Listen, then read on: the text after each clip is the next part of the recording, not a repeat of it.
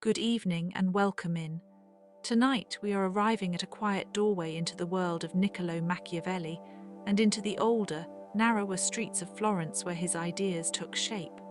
We will move slowly, with no hurry at all, through his city, his work, and the strange calm of a mind that looked at power with clear eyes. If you enjoy these gentle late-night journeys, you may like, subscribe, or leave a comment if you feel like it, perhaps with where you are listening from tonight, or what calm subject you might want explored next. For now, let the room soften around you. Let the day grow a little farther away. We will begin in Italy, in a city of stone and river light, where politics was never only politics, and where one careful observer came to understand that rulers, laws, fear, loyalty, and chance were all entwined together.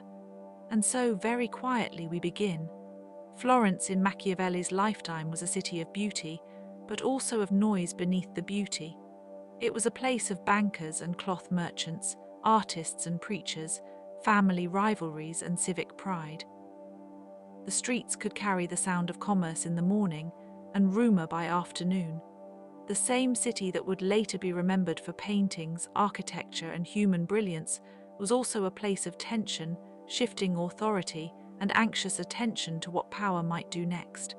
Machiavelli was born in 1469 into this layered world. He did not come from the grandest houses, but he was educated, observant, and close enough to the machinery of public life to see how it worked. He was not a prince, not a pope, not a warrior king. He was a civil servant, a diplomat, a man who listened carefully, wrote carefully, and watched the small movements of politics with unusual patience. That patience matters, because Machiavelli was not mainly interested in dreams of perfect rule. He was interested in what actually happened. He asked what leaders did when the weather changed, when allies became uncertain, when citizens became restless, when armies failed, and when good intentions met the hard floor of reality. His Florence was not a stable background. Power moved, families rose and fell, the Medici would come and go, republic and princely rule would take turns in the city's life, foreign armies pressed into Italy. Great powers from beyond the peninsula treated the Italian city-states like pieces on a board. The ground beneath public life was always moving, even when the stones of Florence looked fixed and enduring. This is one reason Machiavelli still feels so alive in the imagination. He belongs to a world where politics is not abstract. It is immediate. It has consequences. Decisions are made under pressure, and every choice seems to carry some cost. And yet there was also a strange kind of stillness in the way he thought. He did not write like a dreamer startled by the world. He wrote like someone who had spent a long time looking at it. His language could be sharp, but it was not frantic. He seemed to believe that if one watched long enough, patterns would appear. Human beings might be inconsistent, but not unknowable. Crowds might be changeable, but not entirely mysterious. Fortune might turn, but perhaps not always without warning. One can imagine him in Florence, moving through public offices, through meetings, through diplomatic tasks, carrying with him a notebook of experience rather than a theory book of abstractions. That distinction matters. His philosophy did not begin as a system in the usual academic sense. It began as an encounter with the rough texture of public life. Later, readers would come to his name through the prince, and many would think first of cruelty, calculation, and cold ambition. But if we linger a little longer, we find a more intricate figure. Machiavelli also wrote about republics, about civic virtue, about armies, about history, and about the fragile architecture of order. He was not simply writing for villains. He was trying to understand political life in all its imperfect human form, and perhaps that is the first quiet lesson of his work. He does not flatter us with the idea that politics is clean. He does not promise that rulers can be good in all ways and still succeed in every circumstance. He asks us to see how public life really behaves when tested by fear, necessity, reputation, and time. The city outside his window would have known these pressures well. Florence depended on alliances and trade, on the skill of its citizens, on the balance of factions, on the uncertain favor of history. Its churches, palaces, and workshops stood in lovely arrangement, yet the life within them was not ornamental. It was contested. Machiavelli seemed to understand that every society has a visible face and a hidden muscle. The visible face is ceremony, law, public language, and ideals. The hidden muscle is what people do when they fear loss, seek advantage, or try to preserve the state they live inside. He looked toward both. His work later became famous for one reason above many others. It did not simply ask what rulers should wish to be. It asked what rulers must often be if they are to survive the world as it is. This can sound harsh, and sometimes it is, but it is also, in a quieter way, a form of honesty. There is something almost restful in that honesty when one is prepared for it, not restful because the subject is gentle, but because the mind no longer has to pretend. The clouds of illusion begin to thin. One sees the shape of the landscape more clearly. And so, as the evening deepens, we can let Florence remain with us for a while longer, the river city of stone and argument, of painted ceilings and uncertain counsels, where a public thinker learned that power is rarely innocent and rarely simple, and that understanding it begins with looking directly, without haste, at what people do. Before Machiavelli became a byword for political realism, he was a traveller for Florence, sent on missions that required tact, patience, and a willingness to observe other courts as closely as possible. He visited leaders, negotiated, listened, and reported back. In that work, he learned that states are often held together by appearances that matter almost as much as facts. A diplomat in the Renaissance had to notice the pause before an answer, the style of a letter, the arrangement of a room, the posture of a ruler, the mood of a household, the rumours moving quietly among servants and officials. Power was not only in armies, it was also in tone, timing, and confidence. Machiavelli's experience in these roles deepened his view of politics. He saw the difference between a principled speech and a workable policy. He saw how little some leaders understood the lands they governed. He saw how dependent states could be on the personality of a single person, and how quickly confidence could vanish when that person faltered. There is a very human quality to this kind of witnessing. One can imagine him arriving in unfamiliar places, carrying letters, reading faces, making mental notes about who seemed secure and who did not. Not every observation would have been dramatic. Sometimes the most important detail is small: a delayed reply, a guarded smile, a servant who knows the routine too well, a silence that says more than a speech. These details mattered because Machiavelli believed that politics was built from the behavior of people, and people are not marble. They are subject to vanity, fear, hope, resentment, loyalty, boredom, and the pull of convenience. A ruler who ignores these ordinary forces is likely to misunderstand the world around him. This attention to ordinary human motion is one of the reasons his writing can still feel modern. He did not rely on idealized portraits of humanity. He looked at habit. He looked at self-interest. He looked at the way people respond differently when they feel protected versus threatened. He looked at memory and at the weak, shifting loyalty that crowds can offer. Yet he was not simply cynical. That is too blunt a word and too small. He admired strength but also effectiveness. He respected order but not empty ceremony. He valued civic energy, and he understood that a city could be made stronger when its people felt ownership of it. He saw corruption as a slow illness, not a sudden accident. He saw that states require maintenance, not merely good wishes. His diplomatic years gave him a practical vocabulary for all this. He came to understand that there is a difference between how authority looks in principle and how it behaves under pressure. A leader can appear noble from a distance, but be fragile in the presence of fear. A republic can sound free and virtuous, but become divided if it lacks institutions that endure. Machiavelli's thought also carries a certain elegance because it is so tied to motion. He does not freeze politics into one shape. He returns again and again to circumstance. What works in one place may fail in another. What seems wise at one moment may become foolish when conditions shift. The world is not a static puzzle. It is a moving one. That idea, simple as it sounds, is one of the quiet foundations of his philosophy. He asks the reader to think in terms of adaptation.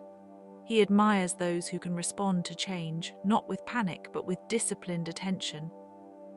He is drawn to the person who can see what time is doing and act accordingly. There is a soft, almost meditative quality in that emphasis. It encourages us to notice the difference between rigidity and readiness. Rulers who cling too tightly to one image of themselves often break. Those who understand that fortune shifts and that human affairs require adjustment stand a better chance of lasting. The Renaissance world was full of those shifts. Italy itself was not one nation but a patchwork of powers, and foreign intervention could change the balance quickly. One city's safety could depend on events in another.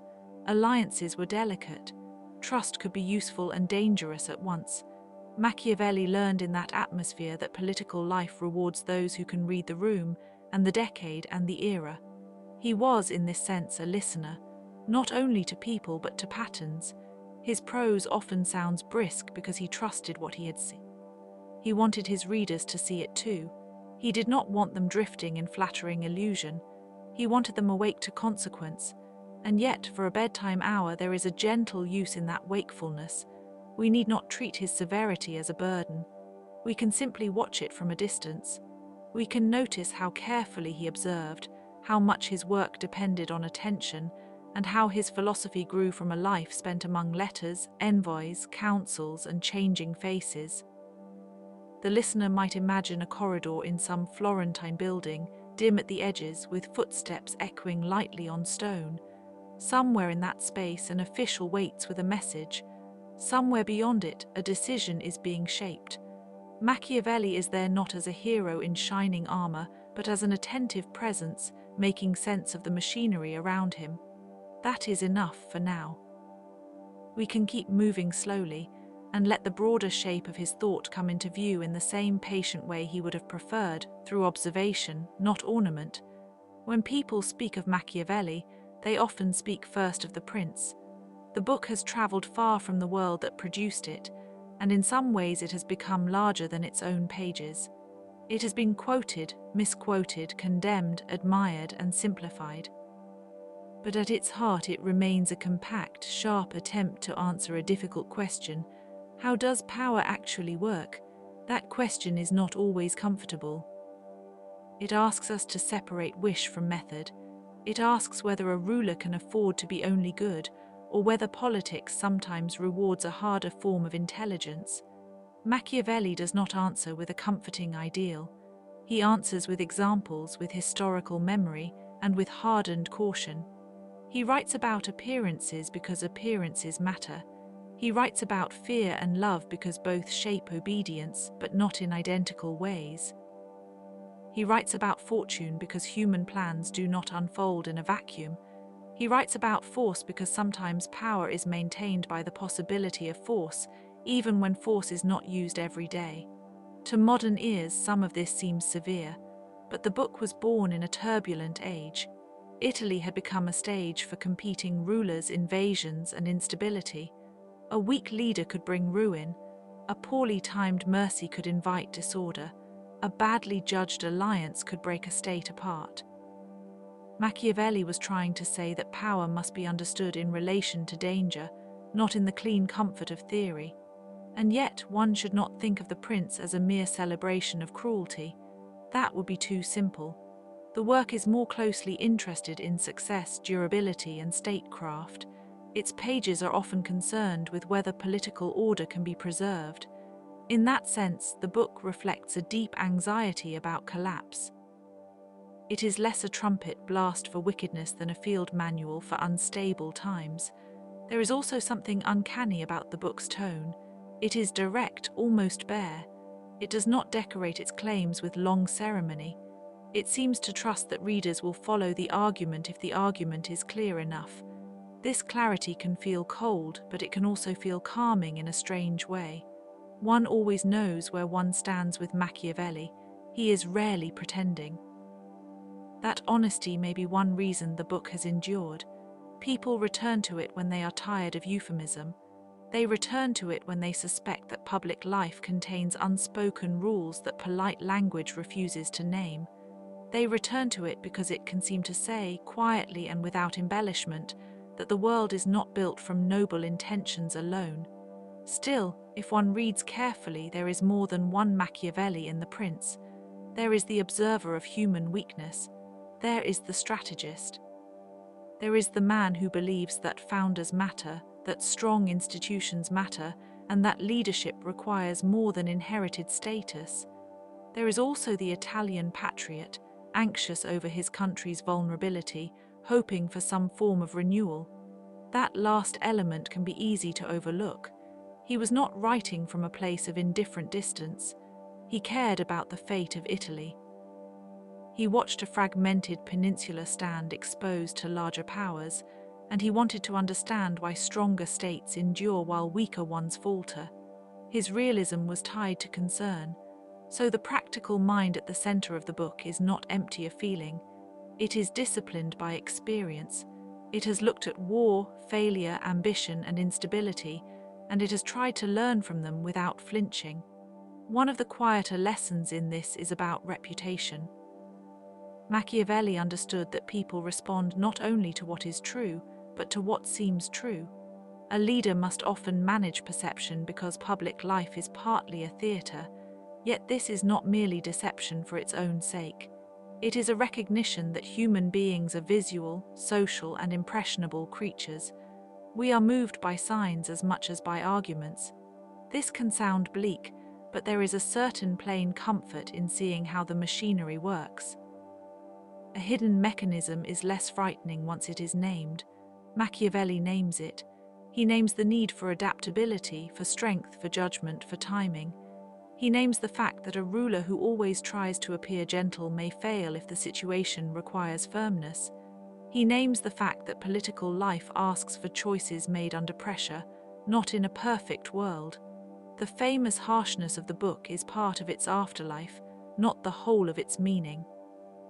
The simpler moral image of Machiavelli as a teacher of manipulation leaves out his concern with order, with civic stability, and with the fragility of states.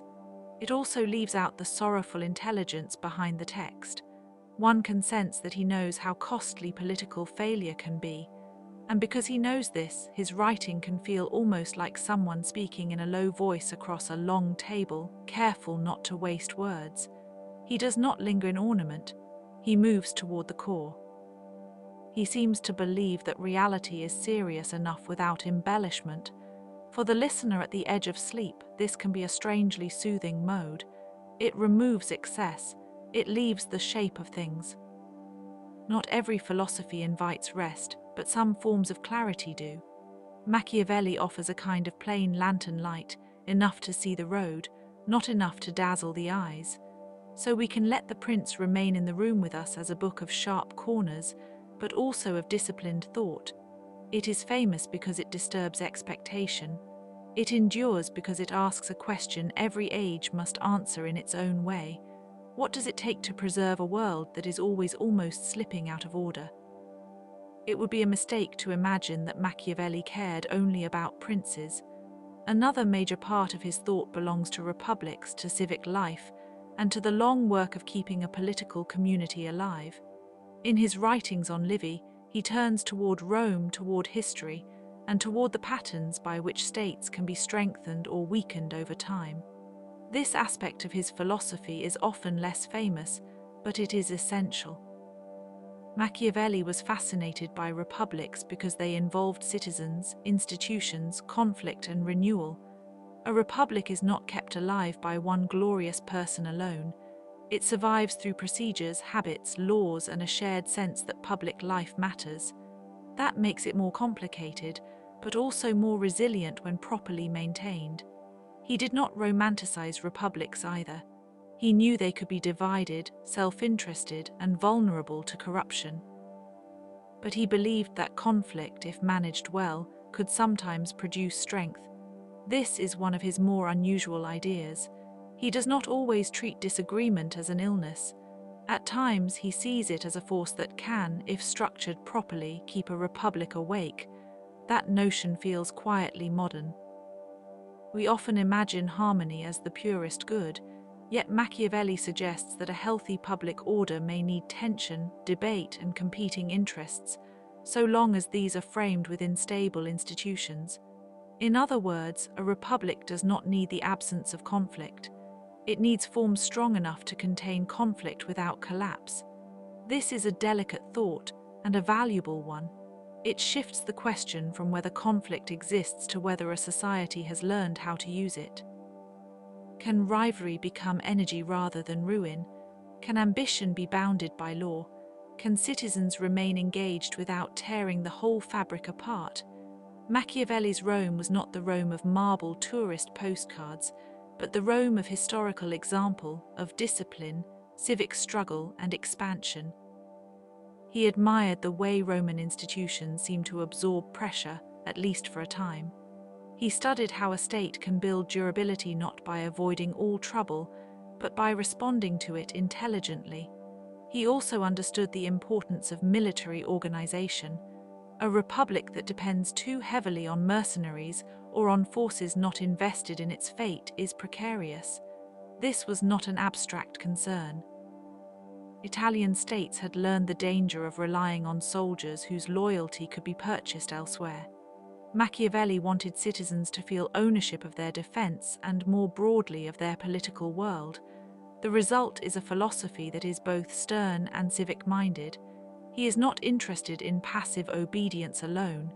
He wants active participation, but disciplined participation. He wants a people capable of preserving themselves. The state in his hands is not merely a machine for ruling subjects.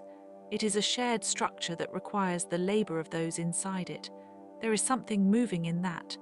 Amid all the hard realism, he retains a sense that public life can be worth saving. He is not writing from despair. He is writing from urgency and perhaps from a kind of wounded loyalty. The longer life of a state, in his view, depends on habits that are often invisible when they are working well. Laws must be trusted. Offices must function. Leadership must be renewed when necessary. Citizens must not sink entirely into complacency. Power must be checked by forms that outlast any one individual. These ideas have a calm geometry to them. They are about structure, not spectacle. And in that structure there is a kind of reassurance. A society is not only a story told by its great figures, it is also the accumulation of rules, practices, and small responsibilities repeated over time. Machiavelli could see that. He could see that republics die slowly before they die suddenly. They weaken in manners, in expectations, in the quiet habit of surrendering public life to private convenience. He knew how easily corruption enters when citizens stop caring for the common thing. This is why his republican writing deserves a gentler reputation than it often receives. It is not a simple extension of his prince. It is a different angle on the same large concern. How do human communities endure? Sometimes through force, sometimes through law, sometimes through the careful balancing of interests, and sometimes through a stubborn willingness to repair what is fraying. One can imagine a dim reading room now, with a copy of Livy open beside Machiavelli's notes, the page marked by the weight of attention. Through the window, the evening in Florence would be gathering, and the city would still be carrying its own ancient argument between freedom and order, between pride and vulnerability. Machiavelli sat within that argument, not outside it. He knew that states are made by people who are often tired, flawed, and partial, yet still capable of building institutions that outlast them. That recognition is one of the quieter consolations in his thought. It says that political life is human all the way down, and because it is human, it can sometimes be repaired by human effort. And so, as we continue, we can keep this image in mind, not as a grand abstraction, but as a soft architectural fact. A republic is a shape made by repeated care. It can be fragile, but it is not impossible. It survives through attention. If there is one pair of ideas that carries much of Machiavelli's thought, it is the pair of fortune and virtue. These words can be translated in different ways. and each translation leaves something behind. Fortune suggests chance, shifting circumstances, the weather of events, the unpredictable pressure of time. Virtue is not merely moral virtue in the gentle sense. It is more like energy, skill, courage, judgment, and the ability to act effectively in a changing world. Together, they form one of the most memorable tensions in his writing. Fortune is the river. Virtue is the skill that tries to steer the boat. Machiavelli did not believe human beings control everything. He knew too much for that. Events happen that no one planned. Seasons change. Alliances fail. Enemies appear. Disease, error, timing, and accident all enter the room. Yet he also refused to surrender entirely to fate. He believed that men, and by extension states, could prepare, adapt, and respond. This is a deeply practical philosophy. It neither flatters us with total control nor abandons us to helplessness. It says that life contains forces beyond our command, but that our conduct still matters greatly. A person with virtue cannot stop the rain, but may know where to build the bridge. There is something almost pastoral in the simplicity of this metaphor, even though the subject is power.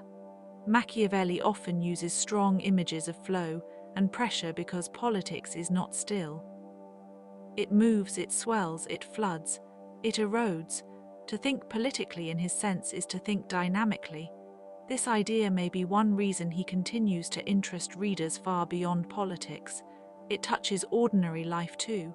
Everyone knows the feeling of being overtaken by circumstance. Everyone knows moments when the world seems to alter its shape without asking permission. Machiavelli does not deny that. He simply asks what kind of character best meets such a world. Virtue in this sense becomes a form of readiness. It is not passive nobility. It is alertness. It is the ability to act at the right moment, to bend without breaking, to recognize when old methods no longer serve. It values decisiveness but not recklessness. It values strength but not rigidity. And fortune, meanwhile, is not merely an enemy. It is the environment in which action takes place. One cannot eliminate it. One can only learn to live with its changes. Machiavelli's world was full of this awareness because Renaissance Italy was full of instability. Borders shifted, rulers fell, foreign armies arrived, and plans that looked secure one season could be gone the next. The image of the moving river recurs in his thought because it captures that instability so well. A wise ruler or a wise citizen does not imagine the river will become stone. The wiser approach is to understand the floodplain, the season, the banks, the vulnerabilities, and the possibilities of preparation. There is a calmness in this way of thinking, not a cheerful calm but a sober one. It invites us to respect limits while still acting within them. That balance feels especially useful in a world that often swings between overconfidence and resignation. Machiavelli offers neither. He offers a harder middle ground, where one neither dreams of mastery nor gives up before trying. This is also where his style matters. He does not write as though political life were mystical. He writes as though it were knowable through close attention. In that sense, his work rewards a patient reader. The truth is not delivered with fanfare.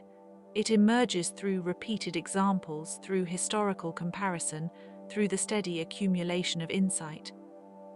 It can feel almost like listening to a river at night, noticing its different sounds against stones, in shallow places, in deep places, near bends. The river is not one sound, it is many. Likewise, fortune is not one event, but the whole changing field through which action must move.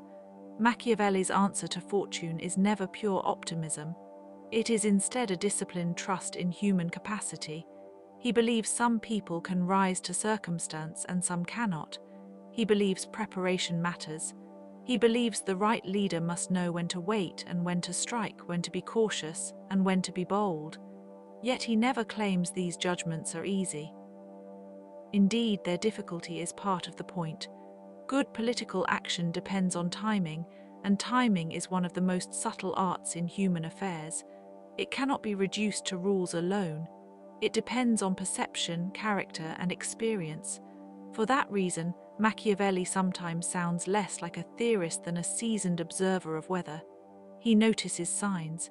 He warns against over-reliance on conditions that will not last.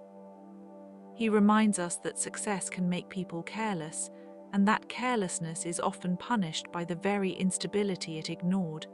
If we remain with him a little longer, we may feel that his philosophy is less about control than about lucid participation.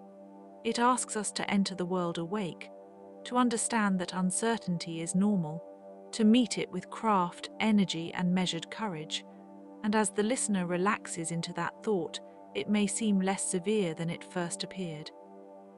To accept the weather of life and still to sail is not a small thing. It is one of the oldest forms of wisdom. One of the reasons Machiavelli has stayed in the cultural imagination is that he seems to ask uncomfortable questions about morality.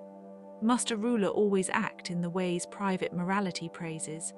Can public duty sometimes demand choices that look harsh in isolation? How much of political life depends on how things appear, rather than how they are in an ideal sense? These questions continue to unsettle because they touch a nerve in public life. We want leaders to be honest, good, stable, and just. We also want them to preserve order, protect the state, and respond effectively to threats. Machiavelli does not pretend these desires always align neatly. He places them side by side and lets the tension remain. His emphasis on appearance is one of the most famous and most misunderstood parts of his work. He knows that people judge by surface cues. They trust symbols, gestures, ceremonies, reputations, and public performances. A ruler who appears merciful may gain support, but if that mercy invites disorder, the appearance may become a liability. A ruler who appears strong may deter enemies, but if strength becomes cruelty, the state may suffer in other ways. This is not a simple invitation to deceit. It is a recognition that political life operates in public, and the public responds to signs. One cannot govern as though inner intention alone were enough. The world sees what it sees, and it reacts accordingly. That may sound cold, but it is actually a reminder of the human condition. We are social creatures. We infer character. We are moved by symbols. We are persuaded by narratives about who is safe, who is competent, who is noble, who is dangerous. Machiavelli takes this seriously. He also knows that morality itself can become theatrical when attached to power. A ruler may speak of goodness while quietly failing to preserve the common good. In such cases, the language of morality becomes decoration. He is suspicious of that decorative use of virtue. He prefers conduct that can bear the weight of reality. Yet he is not indifferent to ethical questions. He is simply unwilling to treat them as detached from consequence. For him, the moral quality of action cannot be separated entirely from its effects on the state and the people within it. That is a demanding position because it means judging not only by intention but by outcome and context. It can be helpful to think of this in quieter terms. A household, a city, or a state all require trust, but trust does not survive on words alone. It survives when conduct and consequence remain broadly aligned. Machiavelli is interested in those alignments and misalignments. He notices where image and reality split apart. This is why his philosophy can feel both sharp and strangely modern. Many institutions today still live by appearance, by messaging, by public confidence, by carefully staged displays of competence. The forms have changed, but the underlying human tendencies remain recognizable. He teaches us, in effect, to look beneath the polished surface without becoming blind to the importance of the surface itself. That balance is delicate. It asks for skepticism without paralysis, and for realism without despair. In a calmer age, one might prefer a philosophy of simple goodness, but Machiavelli does not think simple goodness is enough, at least not by itself, in the rough current of public life. He asks for something harder, practical ethics under pressure. He asks whether a leader can preserve the state while still maintaining enough integrity to remain legible as a public servant. The answer is not tidy. It is one reason his work still invites debate centuries later. Readers disagree not only about what he meant, but about whether he was warning, advising, or simply describing, perhaps all three.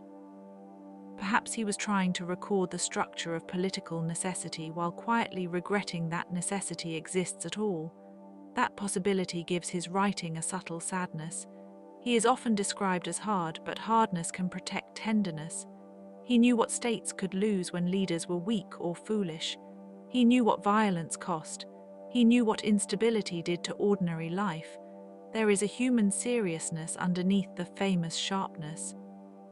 So when we think of morality in Machiavelli, we need not imagine a void. We can imagine instead a difficult landscape, one where goodness must struggle to become effective, and effectiveness must remain answerable to something beyond itself. That is a very old tension and a very quiet one. It does not resolve easily. It simply asks to be recognized, and recognition itself can be restful in the way that naming a difficult room makes it less haunted. The listener may rest here for a moment, in the half-light of that recognition, while Florence continues to move beyond the window, and the old arguments about power, duty, image, and consequence drift softly through the night.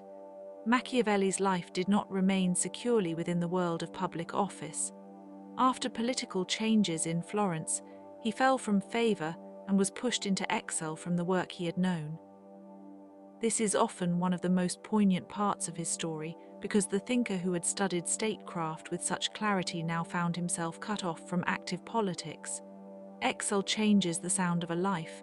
The daily textures of purpose fall away. Meetings are replaced by waiting. Reports become memory. The outer machinery of public life, which once gave rhythm to the day, goes silent.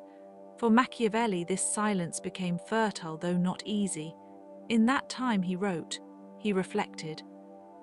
He shaped the works that would outlast the circumstances that had displaced him.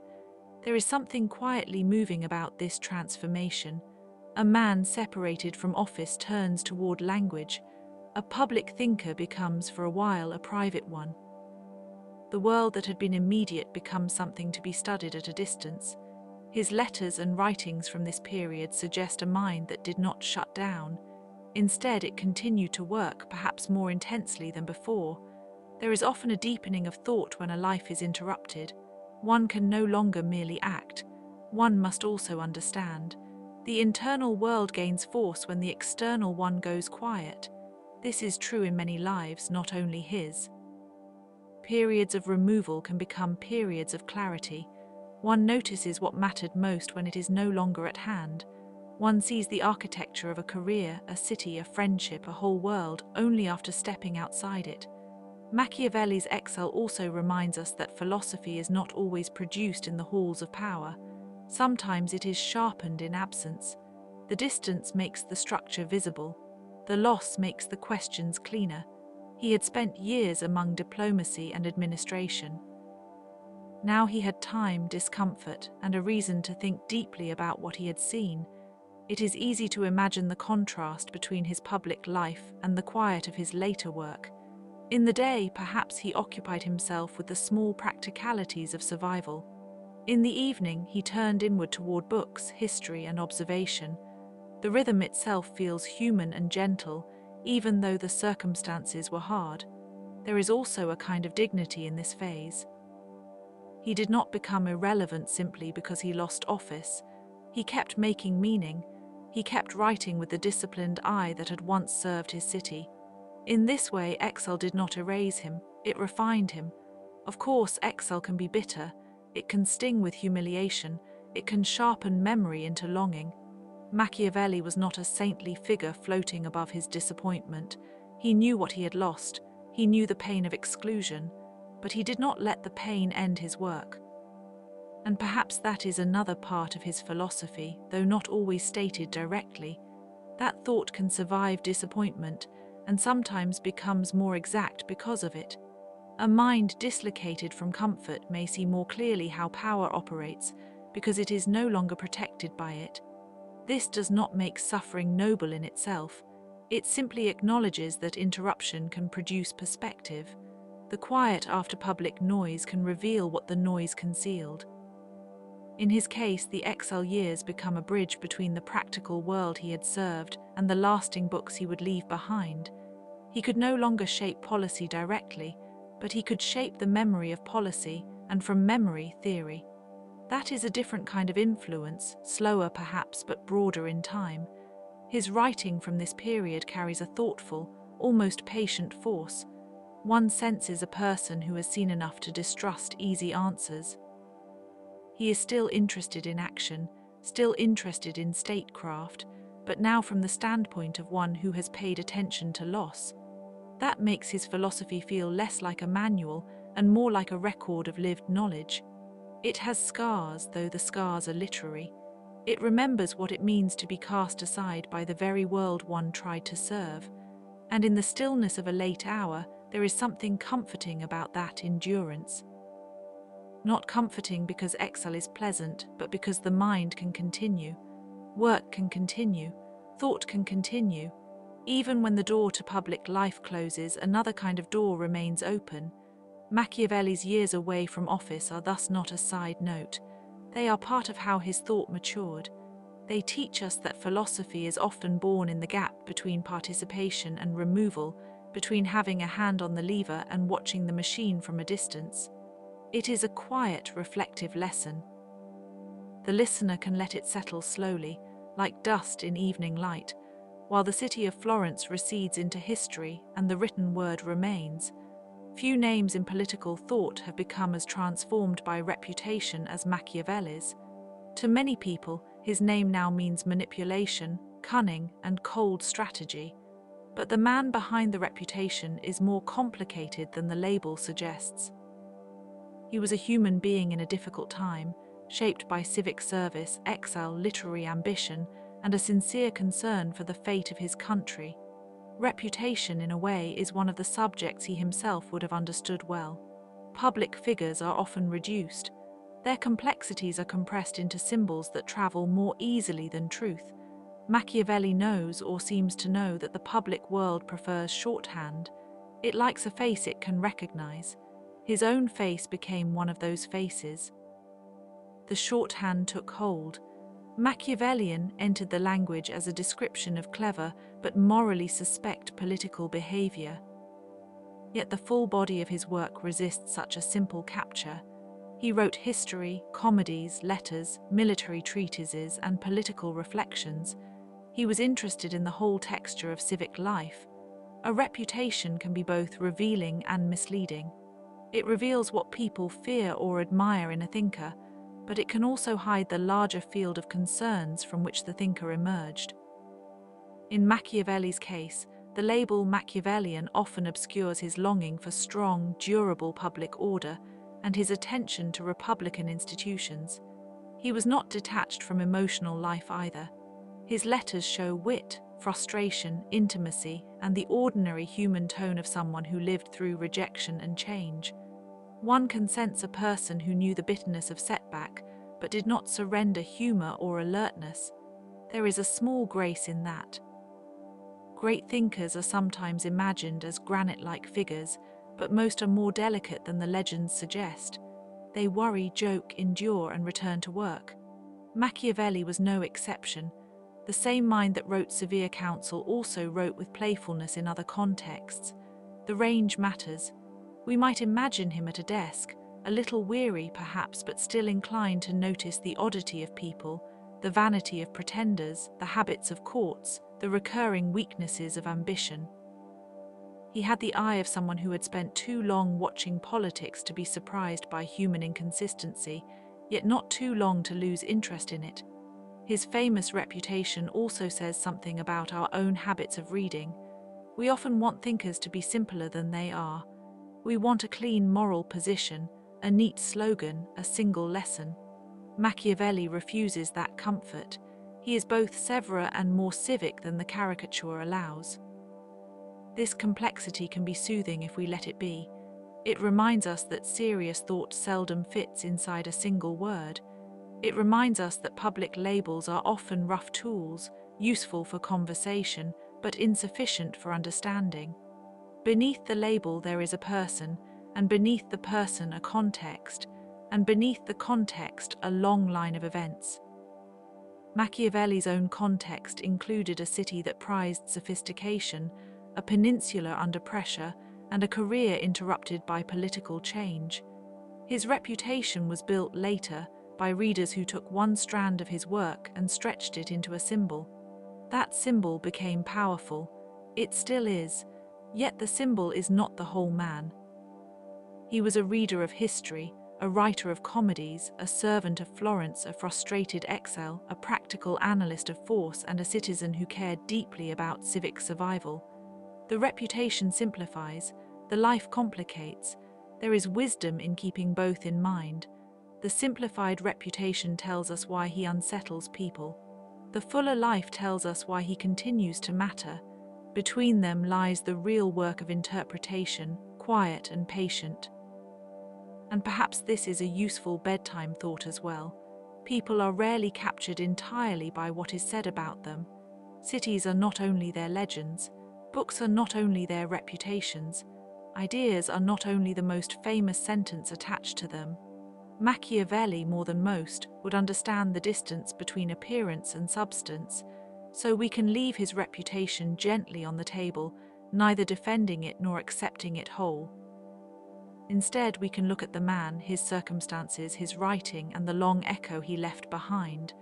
That echo is made of caution, realism, civic concern, and a sharp awareness that politics is human work, and therefore imperfect work. The night deepens, and the simplification begins to soften. In its place there is the older, more interesting truth. A thinker is more than his label. Machiavelli endures because he still sounds familiar. His world was Renaissance Florence, yet many of his questions remain close to modern life. We still ask how power is built, how it is maintained, how public trust is earned, and how institutions survive the pressure of ambition and fear. He also endures because he distrusts easy moral theatre. That suspicion feels contemporary. We live among performances of sincerity, displays of principle, and competing claims to legitimacy. Machiavelli would likely urge us to look not only at the speech, but at the structure beneath the speech. This does not make him a prophet in the mystical sense. It makes him a careful observer of recurring human patterns. Those patterns remain because human beings remain. We still admire strength, fear disorder, respond to image, and struggle to balance conscience with necessity. His relevance is not that he predicted our age perfectly. It is that he described parts of human nature that do not age quickly. There is also the question of realism. Some forms of realism become grim for the sake of sounding wise. Machiavelli's realism is more disciplined than that. It asks for attention. It asks us not to confuse our hopes with our circumstances. It asks leaders to respect the material shape of political life, rather than believing that good intentions alone will carry the day. This kind of realism can be helpful even outside politics. In any life, one must see conditions clearly. One must understand limits, risks, timing, and the difference between desire and capacity. Machiavelli's work can therefore feel oddly practical beyond the state. It has a way of reminding us that the world responds to structure, not wishfulness, and yet he is not without a certain austere beauty. There is beauty in plain speech, in the refusal to overpromise, in the willingness to inspect reality as it is. There is beauty in a mind that does not hide from difficulty. His writing, at its best, has that spare clarity. Maybe that is why people continue to return to him after the first encounter of shock has passed. They discover that he is not simply severe. He is methodical, not merely hard but exact, not only cynical but concerned with durability and civic life. The more one reads, the more dimensions appear. This is a useful pattern in many deep thinkers. The first impression is rarely the whole one. Over time, the sharp edge reveals a supporting structure. In Machiavelli's case, the structure is the question of how communities survive change. If we look again at Florence, we can imagine that question woven through its streets. The city is lovely, but it is also vulnerable. It needs discipline, institutions, leadership, and citizens who care. The same could be said of many cities then and now. Machiavelli would have recognized this quickly. His continuing presence in conversation may also come from the fact that he forces us to think about ambiguity. Rulers can do good and harm. Institutions can preserve freedom and also constrain it. Strong action can save a state but also threaten moral comfort. These are not tidy oppositions. They are tangled as public life often is. Machiavelli does not untangle them for us. He simply names the tangle and asks us to look closely. That act of naming is in itself a kind of service. It brings the fuzzy shape of politics into view. For the sleepy listener, that may be enough. We need not solve the old questions tonight. We can just recognize why they remain alive. Machiavelli remains present because his insights are attached to human habit, and human habit is slow to change. He reminds us that power is relational, that appearance matters, that institutions need care, that fortune shifts, and that skill matters when the ground moves. These are not dramatic truths. They are durable ones. And because they are durable, they slip quietly into new centuries, still recognizable, still useful, still a little unsettling. That is the mark of a thinker whose work remains in the air long after the city that shaped him has grown quiet. So as we continue, let the presence of Machiavelli be less like a verdict and more like a steady lamp. It does not force an answer. It simply shows the contours of the room. As we near the end of this quiet walk through Machiavelli's world, it may help to return to the simple image of Florence at evening. The stone streets grow dim. The windows catch the last light. The river moves onward without concern for philosophy, and yet philosophy tries to understand the river all the same. Machiavelli spent his life asking how human beings govern, how they fail, how they endure, and how they sometimes recover. He watched a city and a peninsula caught in pressure. He studied rulers, republics, armies, citizens, and the fragile thread of public order. His answers were not always comforting, but they were often clear. Clarity is a gift in its own way. It may not soften every hard fact, but it can make the world more legible. And a legible world can feel less overwhelming. One knows where the edges are. One knows which forces matter. One sees that power has rules even when those rules are uncomfortable. That may be the deepest reason Machiavelli still lingers in our reading, not because he solved politics, but because he described its weather with unusual care. He showed that rulers are not gods, that citizens are not abstractions, and that fortune and choice are always moving together. He wrote in a time of danger, and his thought bears that time's imprint. But he also wrote as a human being who understood disappointment, ambition, service, and the need to keep thinking when circumstances narrow. There is something quietly admirable in that persistence.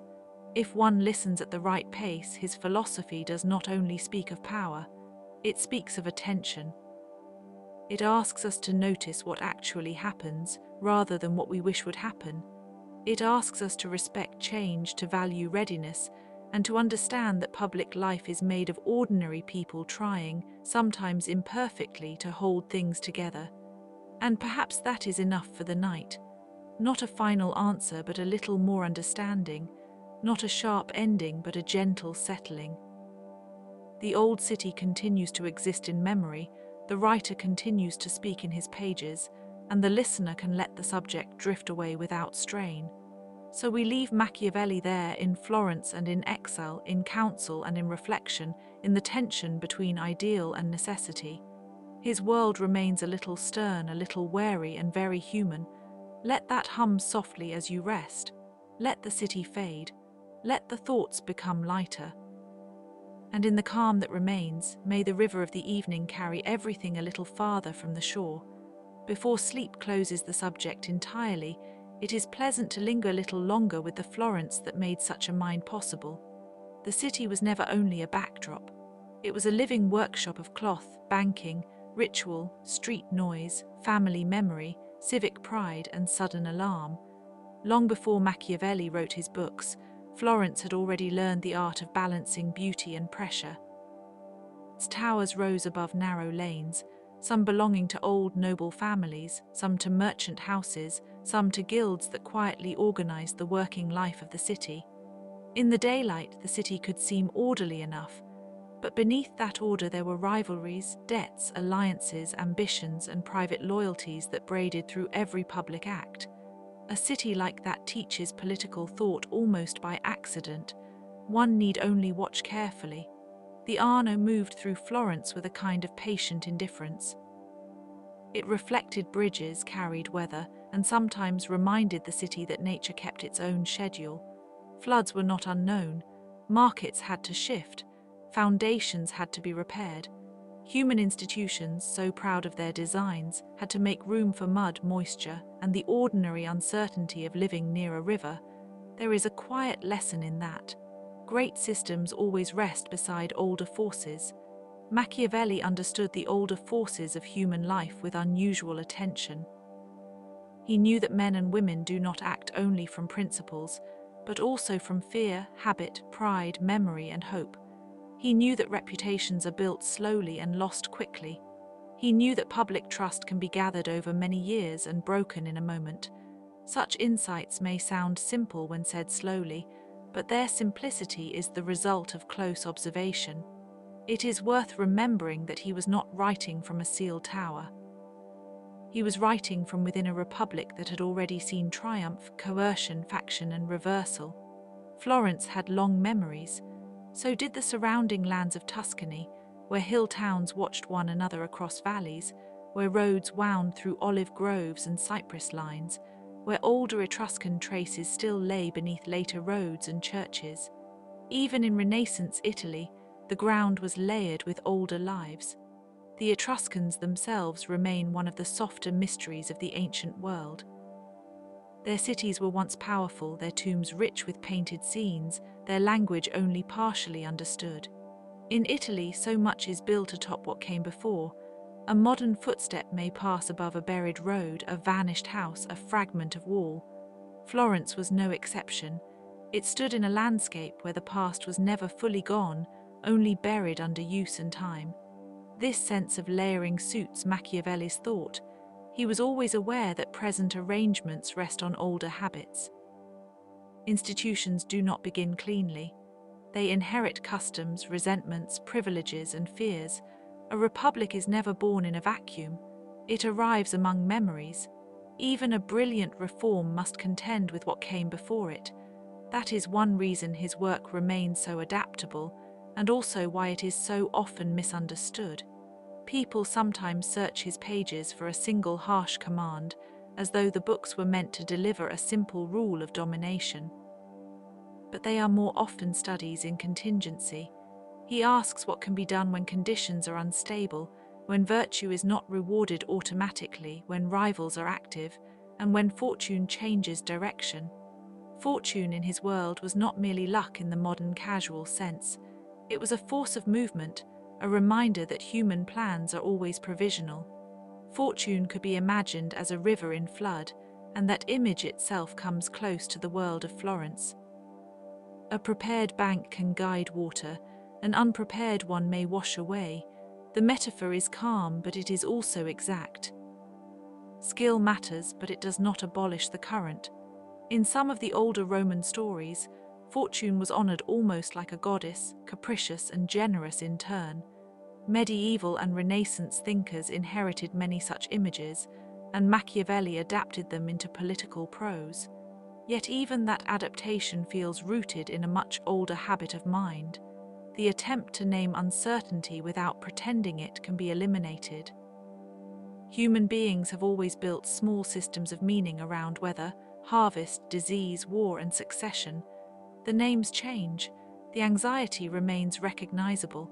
Florence in Machiavelli's time also belonged to that broader Italian world of city-states, each with its own rhythms and dangers. Venice looked outward over water and trade routes. Milan held its own northern power.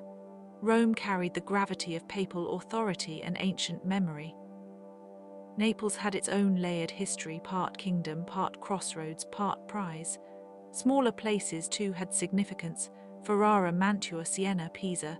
To move among them was to move through a map of unequal ambitions. That map was never still. Alliances shifted like shadows on a wall.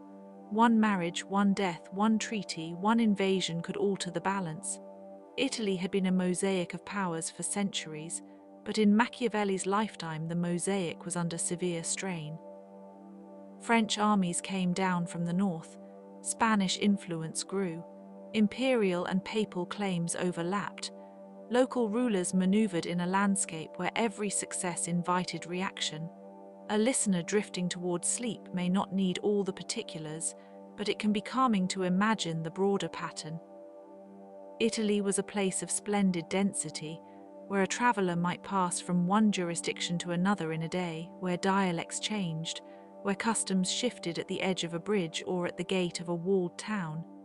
In such a world, political intelligence becomes practical before it becomes philosophical. One must know who holds the road, who taxes the bridge, who commands the militia, and who is likely to alter the terms by morning. Machiavelli had a bureaucrat's eye for such realities, and also a poet's sense that they mattered beyond the day's paperwork. He served a republic. He read classical history. He observed diplomatic courtesies and military preparations. He knew the texture of letters, the delay of messengers, the awkwardness of negotiation, and the difference between a promise spoken in comfort and a promise honored in danger. These are modest facts, but they form the grain of political life. There is something almost monastic in the patience with which he studied the world after his fall from office. Exile from active power did not end his interest in power. It may even have clarified it. Removed from the immediate noise of office, he could reflect on the patterns that had seemed too close to see clearly while they were happening. Many deep writings come from this kind of distance, not the distance of indifference, but the distance that lets one notice shape. His countryside retreat outside Florence with its familiar domestic details becomes in memory a quiet image. One can imagine the day closing over fields and roads, the routine of meals, the presence of books, the shift from labor to thought. In such a setting, a man might move from practical life into historical reflection with the ease of a traveler taking off boots at the door. The mind at last has room to speak, and the voices he listened to were not only those of his own age. Ancient Rome was constantly near him. Roman history was not a decorative background in the Renaissance.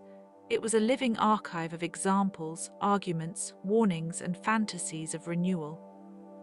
Livy, Tacitus, Sallust, Cicero, and others gave later readers patterns to test. Romans had spoken of virtue, discipline, corruption, ambition, and republics under strain. They had watched their own institutions evolve from city-state to empire, and their reflections offered Machiavelli a vast field of comparison. Rome itself is a city of echoes. Its ruins do not merely decorate it, they insist on historical depth. Temples became churches, forums became fields of stone. Imperial power became memory, and memory became pilgrimage, study, and art.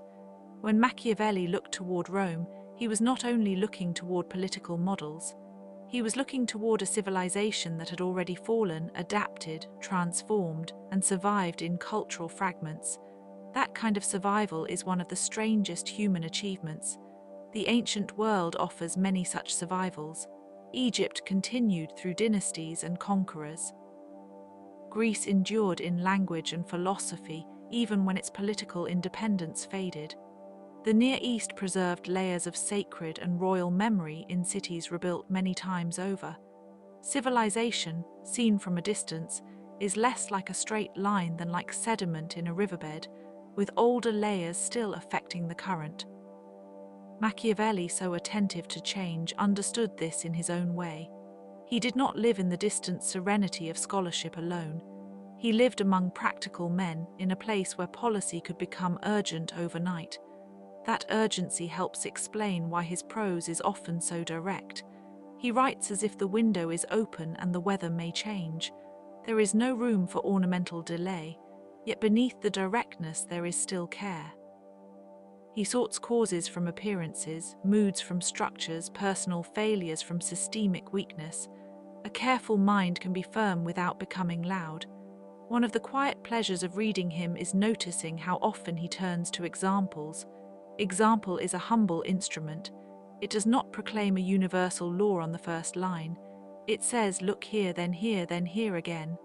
See the pattern, see what repeats, see what differs. In that manner, a thought becomes less like a verdict and more like a lantern carried through a corridor of scenes. Florence herself offers examples everywhere. The Piazza della Signoria, with its open civic space, suggests public life as performance and contest. The great cathedral dome, rising with daring geometry, suggests the ambition of a city that wanted to be seen as exceptional. The guild halls and merchant offices suggest the power of organized labor and commerce, a power quieter than conquest but often more durable. The churches remind one of devotion, but also of patronage, prestige, and the visible form of belief. In a city like this, even stone has a social life. To speak of Machiavelli is also to speak of human institutions that outlast individual moods. The Florentine Republic was not a single mood. It was an experiment that endured through compromise and strain. It depended on rules, offices, exclusions, and shared myths. Every republic, large or small, has some story it tells about itself. Some stories emphasize liberty, some emphasize order, some emphasize destiny. Machiavelli examined these stories with a skeptical affection. He did not reject them outright. He wanted to know what they accomplished. This is a useful distinction for quiet reflection. A myth may be false in detail and still powerful in civic life. Ancient cities knew this well. Rome traced itself to Aeneas and the wolf-nurse twins. Greek polis honored heroic founders. Mesopotamian kings linked authority to divine favor. Such stories are not merely lies. They are ways communities imagine coherence. Machiavelli, by studying the Republic, recognized that political life often depends on what people are willing to believe together. Florence had its own stories of origin and greatness. It saw itself as refined, intelligent, and republican in spirit, even when actual power arrangements were more constrained. Merchants and bankers helped shape its identity, and the city became known not only for political contest, but for art, learning, and craftsmanship. In that sense, the city was both practical and luminous. One could count coins there, and one could also imagine angels in frescoes. That pairing of commerce and beauty is not as strange as it might seem.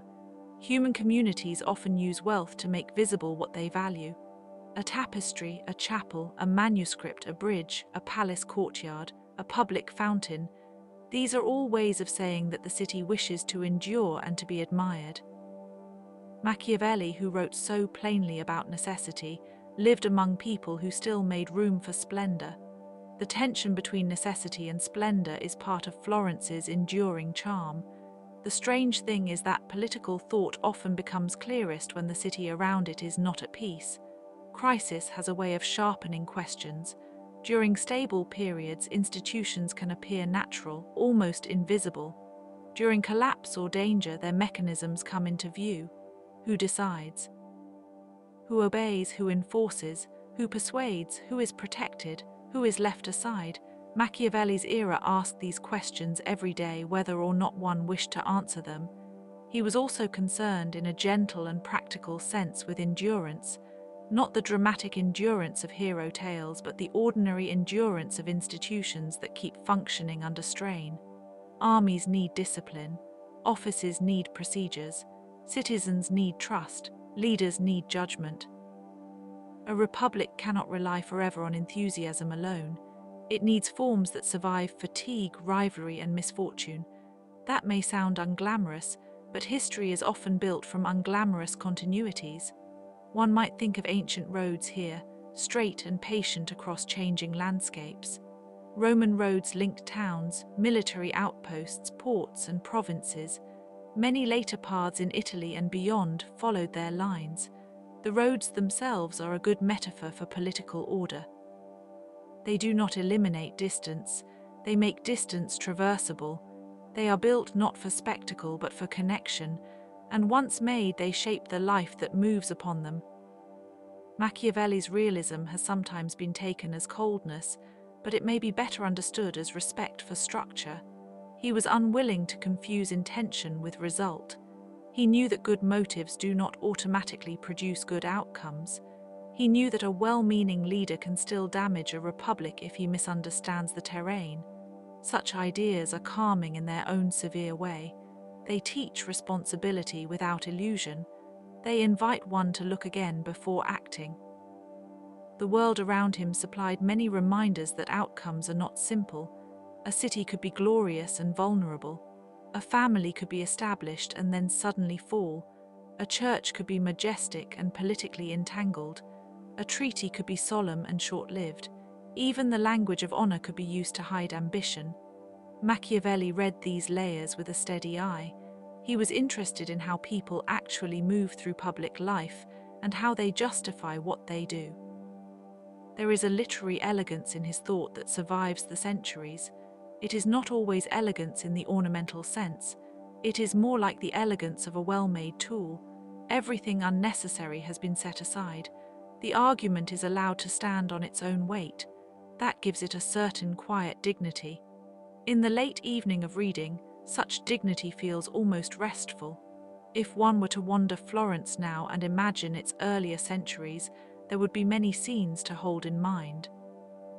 Laundry moving in upper windows, the sound of hooves on stone, apprentices carrying bundles through narrow lanes, priests, envoys, clerks and traders moving among buildings whose facades catch the sun differently through the day. A bell might divide the hours. A door might open to admit a visitor with a private concern. A plaza might fill and empty again. None of this is grand on its own, but together it forms the living texture of politics. And beneath the visible city there would be all the invisible arrangements: patronage, debt, kinship, rumor, alliance, favor, obligation. Modern people sometimes imagine politics as something cleanly separated from everyday life. Machiavelli would not have recognized that picture. To him, politics is entangled with the smallest and most familiar forms of human conduct. Who speaks for whom? Who owes whom? Who remembers a slight? Who can be trusted in a crisis? The city is a network of these relations before it is a theory. This may be one reason his name has endured so widely. He gives vocabulary to a constant feature of collective life. He explains why moral language alone does not settle public affairs, though it remains important. He shows why structure and perception matter, why institutions need maintenance, and why power must be studied as it is, not as one wishes it to be. These are difficult truths, but they are not despairing truths. Even his darker observations can feel, in a strange way, humane. It is a form of respect to take people seriously enough to account for their mixed motives. To assume perfect virtue is sometimes to misunderstand them. To assume only selfishness is also to misunderstand them. Machiavelli is often read as if he believed people were merely opportunistic, but his work is subtler. He understands loyalty, sacrifice, and civic devotion, even if he refuses to romanticize them. There is, too, his affection for the Republic as a form. He did not write as an enemy of civic freedom. He cared about the possibility of shared governance and public energy. He feared corruption not because he preferred tyranny, but because he knew how easily shared institutions can weaken when private interest displaces public purpose. That concern feels ancient. It could have been voiced in a Roman forum, or beside a Greek assembly, or in the council chambers of a medieval city. It belongs to a very old human problem. The old city-states of the Mediterranean often lived under that same pressure. Athens had to balance democratic aspiration and imperial overreach. Sparta had its severe order and long memory. Carthage, powerful in trade and sea travel, left behind only fragments in the imagination of others after Rome's destruction. The surviving histories are often written by the victors, yet the vanished cities still haunt the record. Florence, centuries later, was building its own path through a world that remembered these older examples. Machiavelli's reading of history was therefore never mere antiquarian curiosity. It was a way of conversing with civilizations that had already met many of the same dilemmas. What preserves a republic? What destroys it? How does a leader gain legitimacy? How does a people recover after defeat? What does it mean to act decisively without becoming reckless? These are not questions that expire. He also knew that language itself can become an instrument of power. Declarations, titles, ceremonies, and public gestures all shape expectation. A ruler's image can stabilize a regime or undermine it. A republic's symbols can unify citizens or expose fracture. In ancient times, too, the power of display was never merely decorative. Processions, monuments, coins, inscriptions, and public games all carried messages. Human beings have always understood that visible forms influence invisible belief. There is something restful in tracing these continuities across time. One sees that the present is not as strange as it may feel. The names change, the garments change, the buildings change, but the tasks of gathering trust, managing uncertainty, and persuading communities remain familiar. Machiavelli's Florence is gone in its original form, yet its dilemmas still recognize us from across the centuries. The city itself has transformed many times. Dynasties came and went. The Medici rose, fell, returned, and left their imprint on art and governance. Republics and duchies replaced one another. Churches were built, altered, and restored. Streets widened or narrowed. The skyline changed. But beneath those changes, Florence remained a place of concentration, where commerce, art, religion, and statecraft met in a comparatively small space. That concentration helped produce a mind like Machiavelli's, alert to the interplay of forces. A mind in such a city would have been surrounded by examples of human striving. A merchant calculating risk, a sculptor shaping stone, a diplomat drafting careful phrasing, a preacher warning of sin, a noble family guarding its name, a banker counting the movement of wealth across borders, a printer preparing pages that would carry ideas farther than their authors could travel. Each of these activities has its own discipline. Together they create a culture in which observation can become theory. And yet theory in Machiavelli's hands never quite floats away from practice. It remains grounded. That grounding gives his work a distinctive calm. It does not dream too high above the world. It asks what people can do with the materials they have. It asks how judgment works under pressure. It asks how much depends on character and how much on circumstance. It asks how one can act without promising miracles. This is a wise posture for the night. The mind, when tired, often wants either total certainty or total release. Machiavelli offers neither.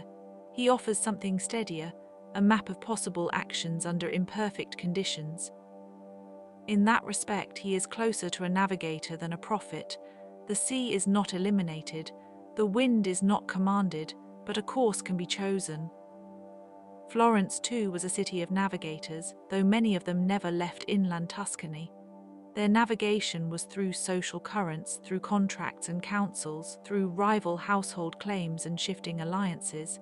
A city does not need to touch the sea to be full of tides. Public opinion rises and falls, reputations move, patronage changes direction. The invisible weather of power is everywhere. It may help to think of Machiavelli not as someone separated from ordinary life by severity, but as someone who listened closely to its rhythms. He knew the patience of administration, the disappointment of failed policy, the fragility of hopes, and the persistence of human desire. He also knew that people seek meaning even when events are harsh. That is why his writing often feels so alive. It does not deny the need for meaning, but it refuses to let meaning obscure reality. The ruins and relics of older civilizations seem to understand this same balance. A broken column still gestures upward. A fragment of painted wall still preserves color. A half-remembered myth still carries shape. Time does not erase everything at once. It leaves traces. Florence, with its own layers of restoration and remembrance, participates in that larger human habit of preserving enough to continue. Machiavelli's books are one such trace. They are also evidence that political thought can be both sharp and modest. Sharp because it identifies forces without euphemism, modest because it knows no theory can abolish uncertainty. That combination gives his work a lasting human scale. It is not the scale of abstraction alone. It is the scale of a city trying to remain itself amid larger changes. And larger changes were indeed approaching in his age. Italy would continue to be a theatre of competition among European powers. New routes of trade and empire would widen the horizon beyond the peninsula. Ideas would travel with merchants, soldiers, printers, and envoys. The old balance of city-states would not disappear overnight, but it would become harder to sustain. Machiavelli lived at a hinge moment, when one world still spoke clearly and another was beginning to form. Such hinge moments can feel both unsettling and rich. They are times when old certainties lose their steadiness and new ones are not yet complete. Many civilizations have experienced such intervals. The Bronze Age collapse left palaces and scripts in ruin, but also gave rise to new polities. The fall of Rome transformed administration, language, and memory. The decline of great empires always leaves behind not simply loss but rearrangement. Human history is full of these slow remakings. Florence, in its smaller way, knew the same rhythm. Its government changed. Its elite families adapted. Its artists reimagined the city in paint, stone, and verse. Its thinkers turned anxiety into analysis. The city did not remain one thing.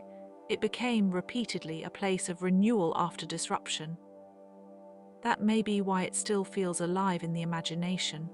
It is a city that has survived by changing shape. Machiavelli belongs fully to that atmosphere. He is both a product of it and one of its interpreters. He wrote with civic urgency, historical memory, and a willingness to see things plainly.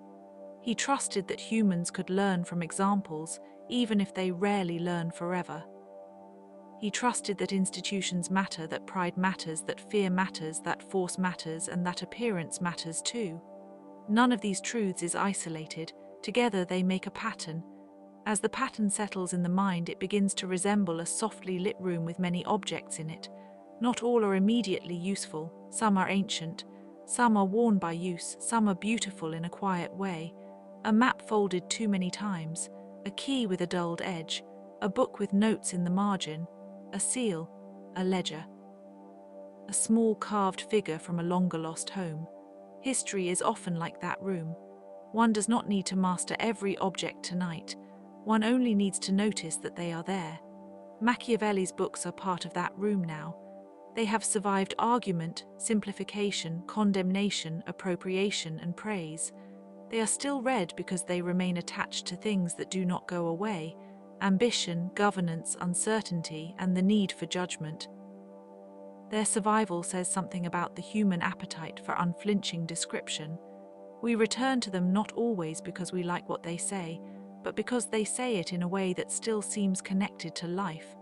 And life, even at its most public, is intimate in the end. It is made of individual decisions, private fears, loyalties, compromises, and small acts of courage or caution.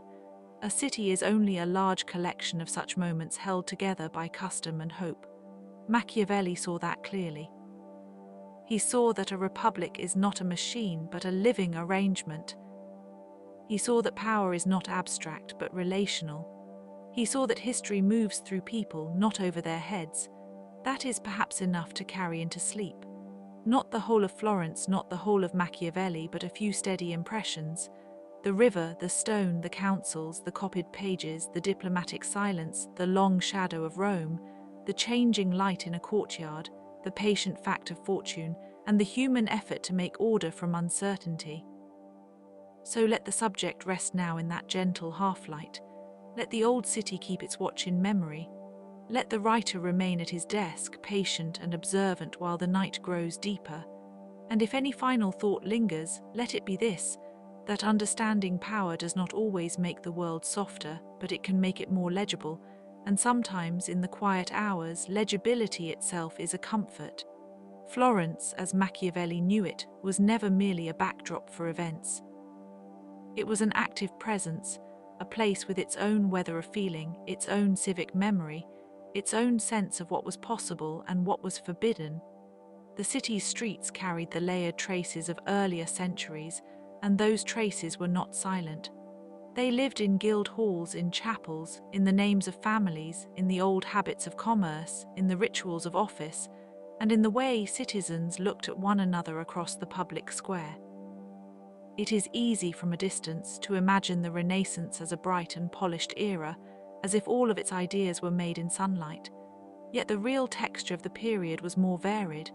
There was brilliance, certainly, but also insecurity. There were astonishing works of art, but also rumors, exiles, financial tensions, and political reversals. The same city that produced elegant paintings and refined learning also produced intrigue, surveillance, and sudden danger. Beauty and anxiety shared the same air. Machiavelli wrote inside that air. He did not stand apart from it in some protected tower. He served as a bureaucrat, a diplomat, a reporter of political realities. He moved among embassies, councils, and courts. He observed the methods by which rulers presented themselves, the ways cities defended themselves, and the strange dependence of political order on both chance and discipline. His writing bears the marks of experience rather than abstraction. It feels inhabited by the pressure of events. That pressure becomes especially clear if one remembers the broader Italian world of his time. Italy was not a single unified nation, but a mosaic of republics, duchies, papal territories, and foreign ambitions. Borders were unstable, alliances shifted, mercenary captains changed sides. France, Spain, and the Holy Roman Empire all had interests in the peninsula. In such a landscape, prudence was not a luxury. It was a form of survival. And yet survival itself could be complicated. A city might preserve its institutions and still lose its independence. A family might keep its wealth and lose its influence. A ruler might win a campaign and still fail to secure legitimacy. History often grants victory in one form while withholding it in another.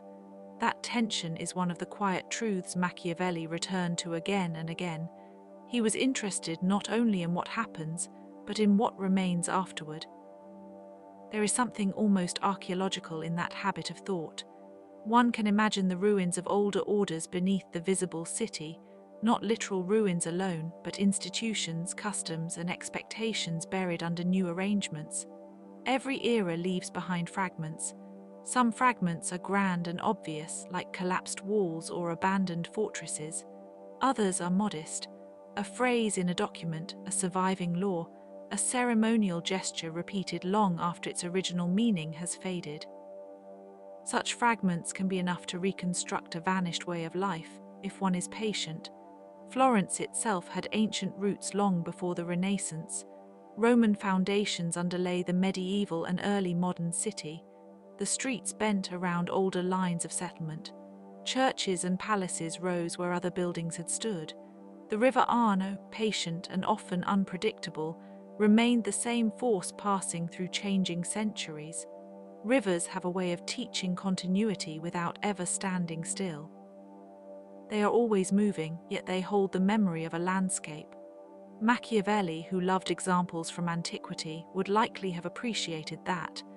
He wrote often of the Romans, not as distant icons, but as a civilization whose institutions, discipline, and civic imagination offered lessons in endurance and decline. He also knew that memory is selective. We admire ancient republics because we see them through surviving texts, inscriptions, and ruins, but the lived reality of those societies was as conflicted as any other. Their greatness was real, and so were their inequalities, ambitions, and violences. Machiavelli's realism allowed for both. That realism is sometimes mistaken for coldness, but it can also be understood as a form of respect. To see people as they are rather than as one wishes them to be is a serious act. It requires patience. It requires attention to habit, motive, fear, and circumstance. It also requires an acceptance that moral language and political life do not always align neatly. A republic may praise virtue while rewarding advantage. A prince may speak of justice while guarding power. population may yearn for liberty while preferring security. These contradictions are not rare, they are ordinary features of history. And history in Machiavelli's hands was not a parade of dead facts. It was a living reservoir of patterns. He returned to ancient Rome, to biblical examples, to contemporary Italian states, because he believed human beings repeat themselves in recognizable ways. Not identically, but with enough similarity that the past can illuminate the present. This is one reason his books continue to feel close to us. They speak in a language of recurrence. They suggest that the old world is never entirely gone.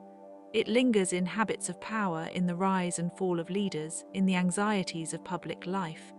The title often attached to his name, the Prince, has itself become a kind of historical artifact. It has travelled far beyond the Florence in which it was written. It has been quoted in diplomacy, in literature, in argument, in classrooms, and in countless reflections on statecraft. Over time, it has acquired reputations both deserved and undeserved. Some have treated it as a manual of ruthlessness, others as a satire, others as a sober guide to unstable politics. In truth, its endurance may come from the fact that it resists reduction. It can be read in more than one register. It keeps a small reserve of ambiguity, and that reserve invites continued thought. Ambiguity, in the broader sense, is one of the most ancient conditions of human affairs. The old myths are full of it.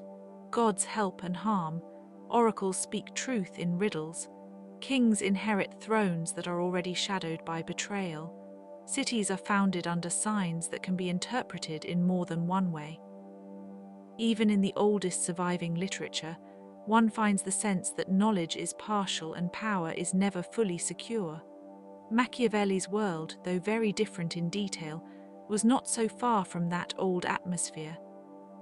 It was an age of charts and letters rather than temple prophecies, but uncertainty remained the same companion. The Florentine state itself underwent transformations that would have seemed dramatic to those living through them. The republican forms that Machiavelli served were interrupted by Medici power, then restored, then altered again. Such reversals could make any civic thinker feel as though the ground was shifting beneath his feet.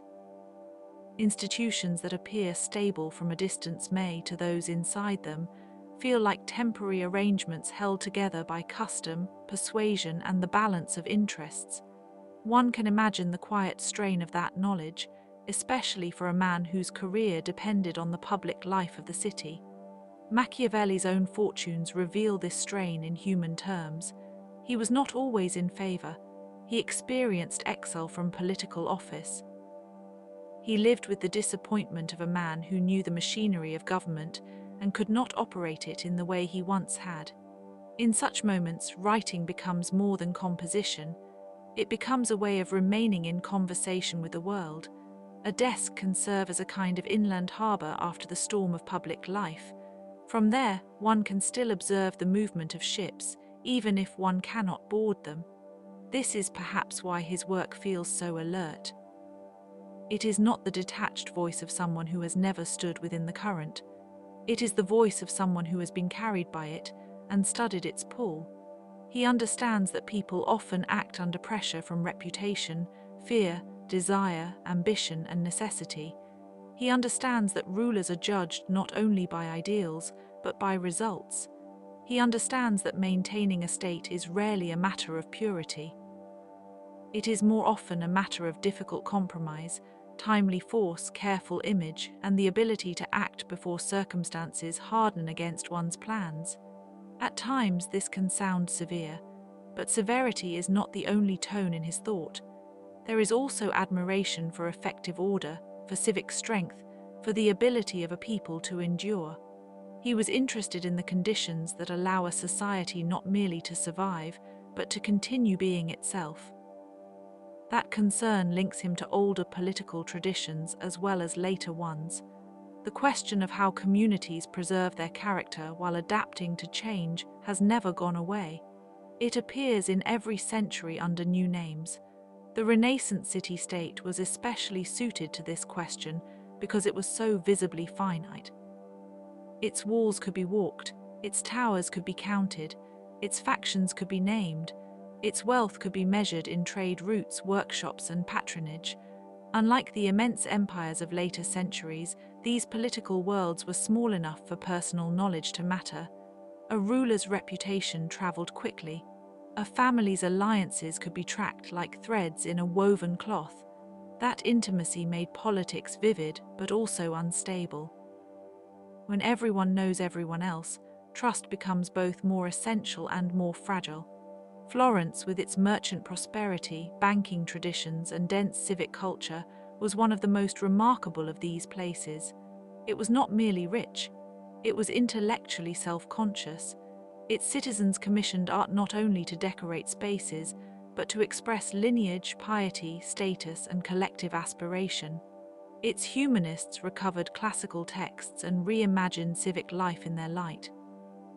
Its workshops produced objects of lasting beauty. Even its tension between republican ideals and oligarchic realities could generate intense reflection. In such an environment, politics and culture were never entirely separate. One can imagine the sensory texture of the city in quieter hours, the smell of damp stone after rain, the echo of footsteps under narrow arches, the muted sounds of work beginning in early morning, the light shifting over terracotta roofs, the dust in a beam of sun falling across a copied manuscript, the distant toll of bells marking time not as the modern world does, in digital increments, but as a sequence of communal rhythms. These details matter because they remind us that political thought is always embedded in lived space. Even the grandest ideas are carried by weather, architecture, and routine. Machiavelli's thought also belongs to the long history of literary forms that try to capture public life. In some respects, his work sits near the older tradition of mirror for princes literature, texts meant to instruct rulers. But his books do something more unsettled than simple instruction. They do not merely tell a leader how to behave. They examine the gap between ideal instruction and actual governance. They know that advice itself is vulnerable to circumstance. A good counsel may arrive too late. A truthful warning may be ignored. A wise strategy may fail because the world has changed while the words were still being spoken. That gap between intention and outcome is one of the most haunting aspects of statecraft. It is also one of the most human. People make plans with care, but plans enter a world that has its own momentum. A marriage changes a family's alliances. A death opens a succession crisis. A rumor alters public feeling. A bad harvest strains authority. A foreign army appears. A river floods. A fire begins. History turns not only on great decisions, but on accidents, delays, and pressures that no one fully commands. Machiavelli gave one of the most famous names to this unpredictable element: Fortuna. Fortune in his sense is not simply luck in the modern casual way, but the larger field of chance, contingency, and the unstable movement of events. He pairs it with virtu, a term broader than moral virtue, suggesting energy, capability, adaptability, and the capacity to meet circumstances with effective action. The relationship between the two is central to his worldview. Fortune is powerful but not absolute. Human agency matters but not omnipotently. The art of politics lies in understanding the proportion between them. This balance has an almost mythic feel. It resembles old stories in which heroes cannot defeat fate outright, but may still navigate it with intelligence, courage, or restraint. In Greek myth, even the clever Odysseus is not free from the sea's delays and the gods' interventions. In Roman legend, founders and rulers are shaped by signs they did not choose. Medieval chronicles likewise describe events as a weave of providence and human action. Machiavelli, though secular in many respects, inherits this deep historical intuition that life is a meeting of what one wills and what one cannot control. The city of Florence experienced fortunes of its own that could be read in this light. Periods of prosperity alternated with political strain. Factional divisions rose and fell. The Medici family, through banking wealth and political influence, became a dominant force, yet never simply erased the memory of republican identity. Even after changes in regime, old loyalties could survive in hidden form. This is common in cities with long histories. A new administration may rename offices, redesign ceremonial spaces, and alter public emphasis, but people remember older arrangements in family stories, local customs, and inherited loyalties. The deeper one looks, the more one sees that political memory is rarely erased completely. It becomes layered. A state may proclaim a new beginning while still relying on old patterns of obedience. A reform may be presented as a break from the past while borrowing language from it. Even revolution, often imagined as a clean rupture, usually arrives carrying fragments of what preceded it. The new is rarely born from nothing. It grows out of the old, sometimes visibly, sometimes in hidden roots. This is one reason Machiavelli's era remains so evocative. It was a time when Europe itself was rearranging old assumptions. Classical learning returned through manuscripts, translations, and scholarship. Navigation was extending horizons beyond the familiar. Printing was changing the speed of textual circulation. Religious and political structures were entering long periods of tension that would alter the map of the continent. The world was widening, but also becoming more self-aware. People were beginning to see the past not just as inheritance, but as an archive that could be examined, compared, and used. One might say that Florence was among the places where this new historical consciousness became vivid. Artists studied antiquity for proportion and form. Scholars read ancient authors for style, civic wisdom, and example. Political thinkers asked whether the republics of the past could teach lessons to present city-states. The city became, in effect, a workshop of memory. It did not merely preserve old things, it transformed them into new methods of thought. There is a gentle kind of wonder in that. It is the wonder of recognizing that civilization is often a dialogue across centuries. Roman inscription can influence a Renaissance builder. A fragment of philosophy can shape a treaty. A surviving play can alter how rulers imagine themselves. A single recovered text may change the course of scholarship. History moves in long, subtle currents like that, carrying images and ideas from one shore to another. Machiavelli was especially attentive to examples because examples make thought concrete. They give the mind something to hold. A principle can seem abstract until attached to a story. A story can seem remote until it reveals a pattern. This is why his writing often moves between analysis and anecdote. He sees in the fate of one city or ruler a broader human tendency.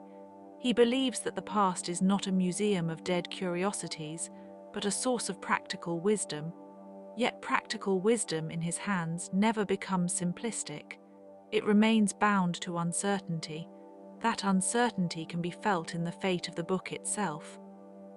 What readers have made of Machiavelli over the centuries says as much about later ages as it does about him. Some readers sought a warning against tyranny. Some found an instruction manual for it. Some admired his candor. Others feared his influence.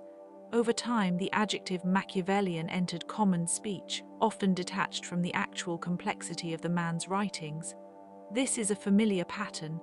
Great thinkers become symbols, and symbols are often thinner than the works they point to.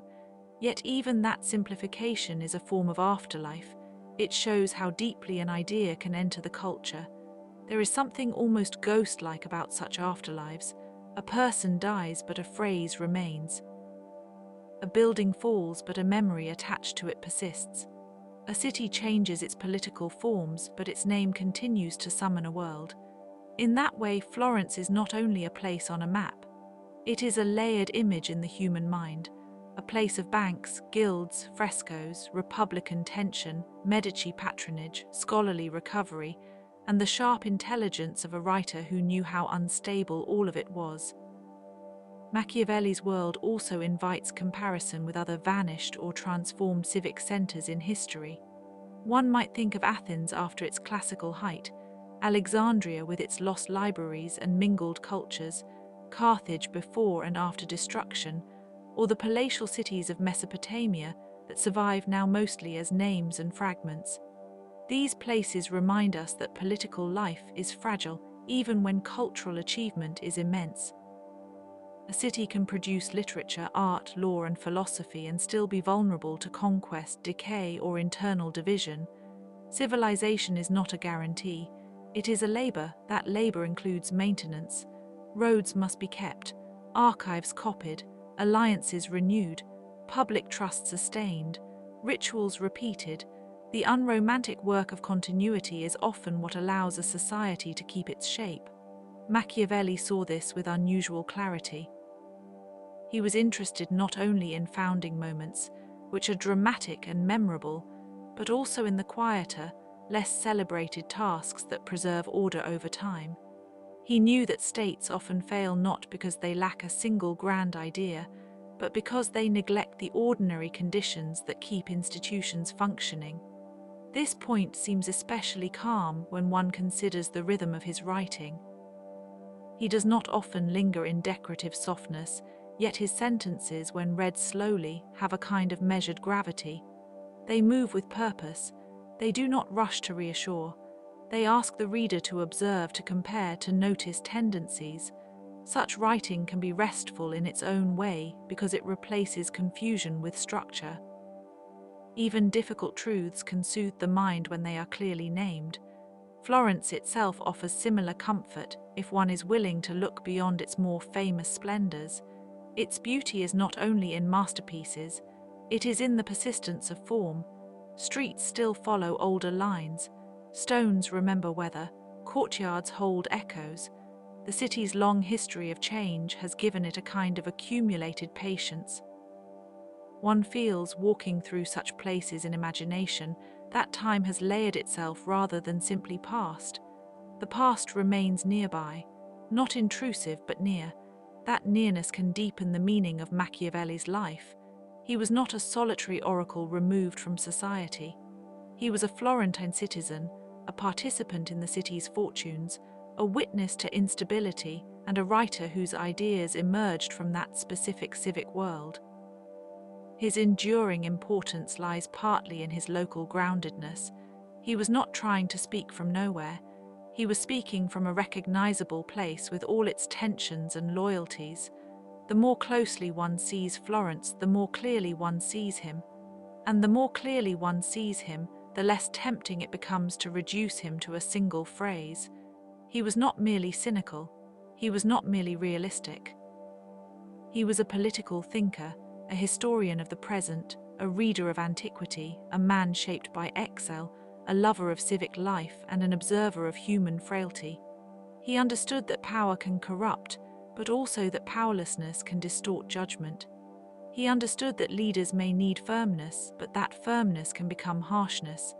He understood that populations admire stability until they no longer trust it, and that trust once broken is difficult to rebuild.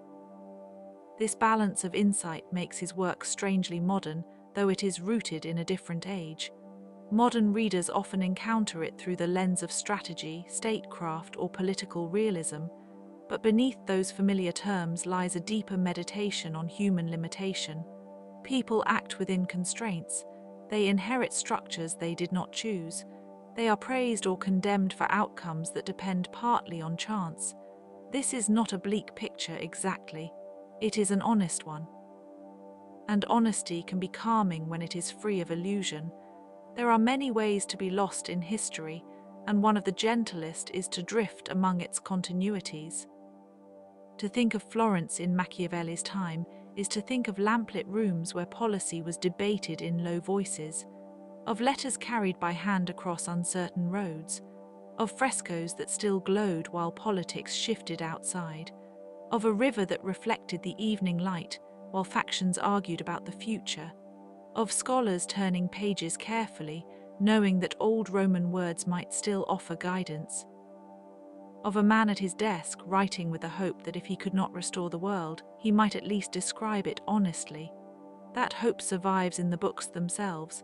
It survives in every later reader who pauses over their sentences and feels the small, sober pleasure of recognition. Yes, politics has always required judgment, Yes, appearances matter. Yes, institutions can be weaker than they seem. Yes, fortune has a hand in all things. Yes, history repeats in altered forms. These are not cheerful truths in the simple sense, but they are steady ones. And steadiness in the end is a kind of gift.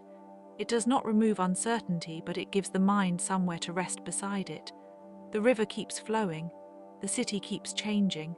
The old manuscripts keep their patient lines. The statues, the records, the named streets, the remembered councils, the vanished alliances, the ruined expectations, all of them remain in the long hush of time. Florence becomes less a single place than a conversation between ages. So let the conversation quiet now. Let the public rooms of power dim and settle into shadow. Let the maps fold themselves gently. Let the voices of councils fade like footsteps down a corridor.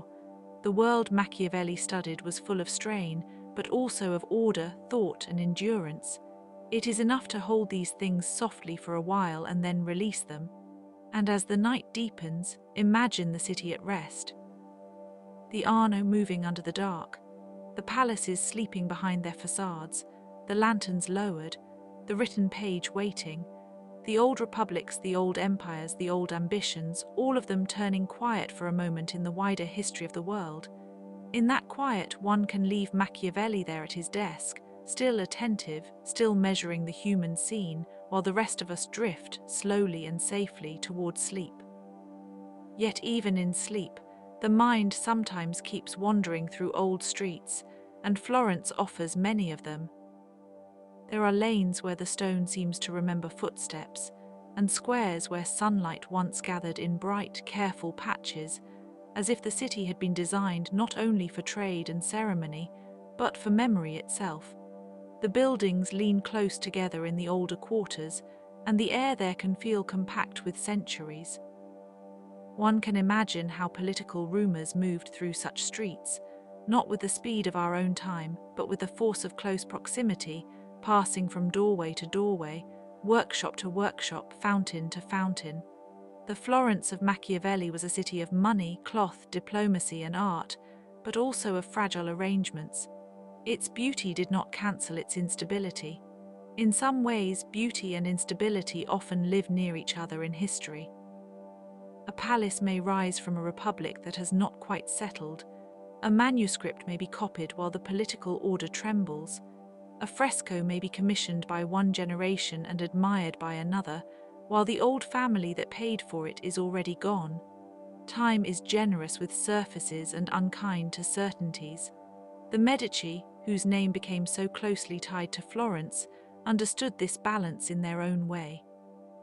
They were bankers, patrons, administrators, and at times near sovereigns in a city that still spoke the language of republican freedom. That paradox gives Florence much of its special character. It was neither a simple monarchy nor a simple democracy, but something older and more intricate, a civic organism shaped by guilds, families, offices, and repeated negotiations. Power in such a place was rarely resting in one hand alone. It circulated, it was watched, it was disguised. It was praised in public and tested in private. Machiavelli's work is filled with this sense of circulation. Power moves, fortunes rise and fall. A ruler who seems secure may be vulnerable by morning. A city that believes itself stable may be undermined by its own habits. This is one reason his writing can feel so lucid. He is not enchanted by permanence, but he is attentive to patterns. He watches how men behave when they feel safe and how they behave when they feel threatened. He notices that human beings often want the benefits of order without the discipline required to maintain it. That, perhaps, is one of the quietest truths in his thought. Not the famous sharp lines, but the slower recognition that institutions survive because people continually choose, or are compelled, to support them. A republic is not a stone object. It is an ongoing practice. It depends on customs, expectations, restraints, and the almost invisible habits of trust. When trust weakens, everything becomes heavier. Every action must do more work. Every promise must carry more weight. Every public gesture must compete with private suspicion. And yet, even in an age of suspicion, life continues in its ordinary forms. Bread is baked, cloth is woven, letters are sealed, horses are fed. Children are taught, bells ring at the appointed hours. The very busyness of the city can hide the deep movement of its politics, just as the surface of a river can conceal the force of the current below. To think of Florence only as a stage for intrigue would be to miss its quieter rhythms. It was also a place of workshops, books, smell of dyes, the sound of hammering, the patient mathematics of merchants, the order of feast days, the measured steps of processions. Machiavelli grew up within that world of civic texture. He did not emerge from a castle or a wilderness. He came from a republic, and from a city that had long made a virtue of intelligence in public life. Florence was a place where words mattered, and where the ability to understand tone, timing, alliance, and appearance could shape an entire career. Even the architecture seems to echo this. Facades can be stern or elegant, but often they conceal chambers that are more intimate, more practical, more vulnerable than the street suggests. The city itself seems to practice a form of diplomacy with the eye. One can linger over the gentler parts of that historical landscape: the notebooks, the ledgers, the private letters, the scholars who worked with Latin texts by lamplight, the copied pages of Livy, Tacitus, Cicero, and others, moving through hands that had little idea how far their words would travel. Ancient Rome did not vanish all at once. It remained in fragments and habits inside later Europe. Its roads left traces. Its law survived in altered forms. Its histories became examples. Its language lingered like an afterimage. Machiavelli, like many Renaissance thinkers, lived among these remnants as though the classical world were not dead, merely sleeping behind a curtain. There is something especially soothing about this layered time. The present can feel crowded and immediate, but history makes room for distance. It allows the mind to step back from the noise of one age and notice the long continuity of human concerns. Ambition is old, fear is old, loyalty is old.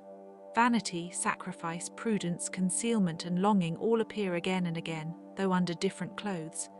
A Roman consul, a Florentine secretary, a modern official, a village elder, a courtier, a merchant, a soldier, each may stand in a different room of history, yet the same weather passes through them all. Machiavelli's own life adds another layer to that weather. He served the Republic, was expelled from public office, and then lived in forced retirement outside the center of power. Exile is a strange kind of stillness. It is not peace exactly, because the mind continues to orbit what has been lost.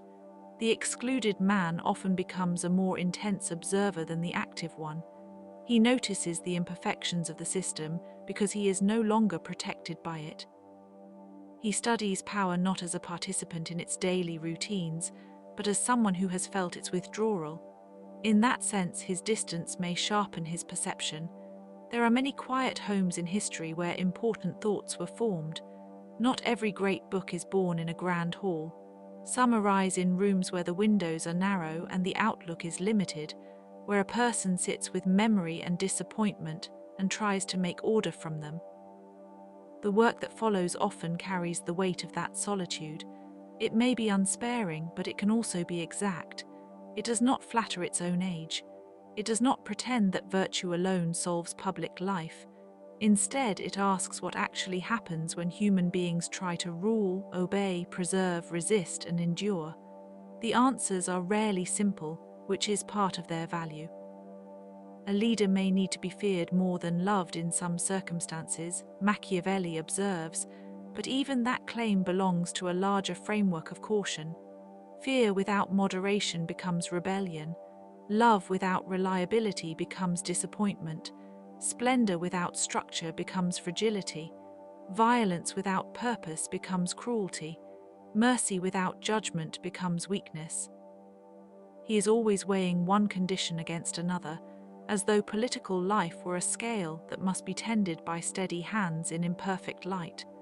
The same balanced attention appears in his other writings too, not only in the treatise that later made him notorious.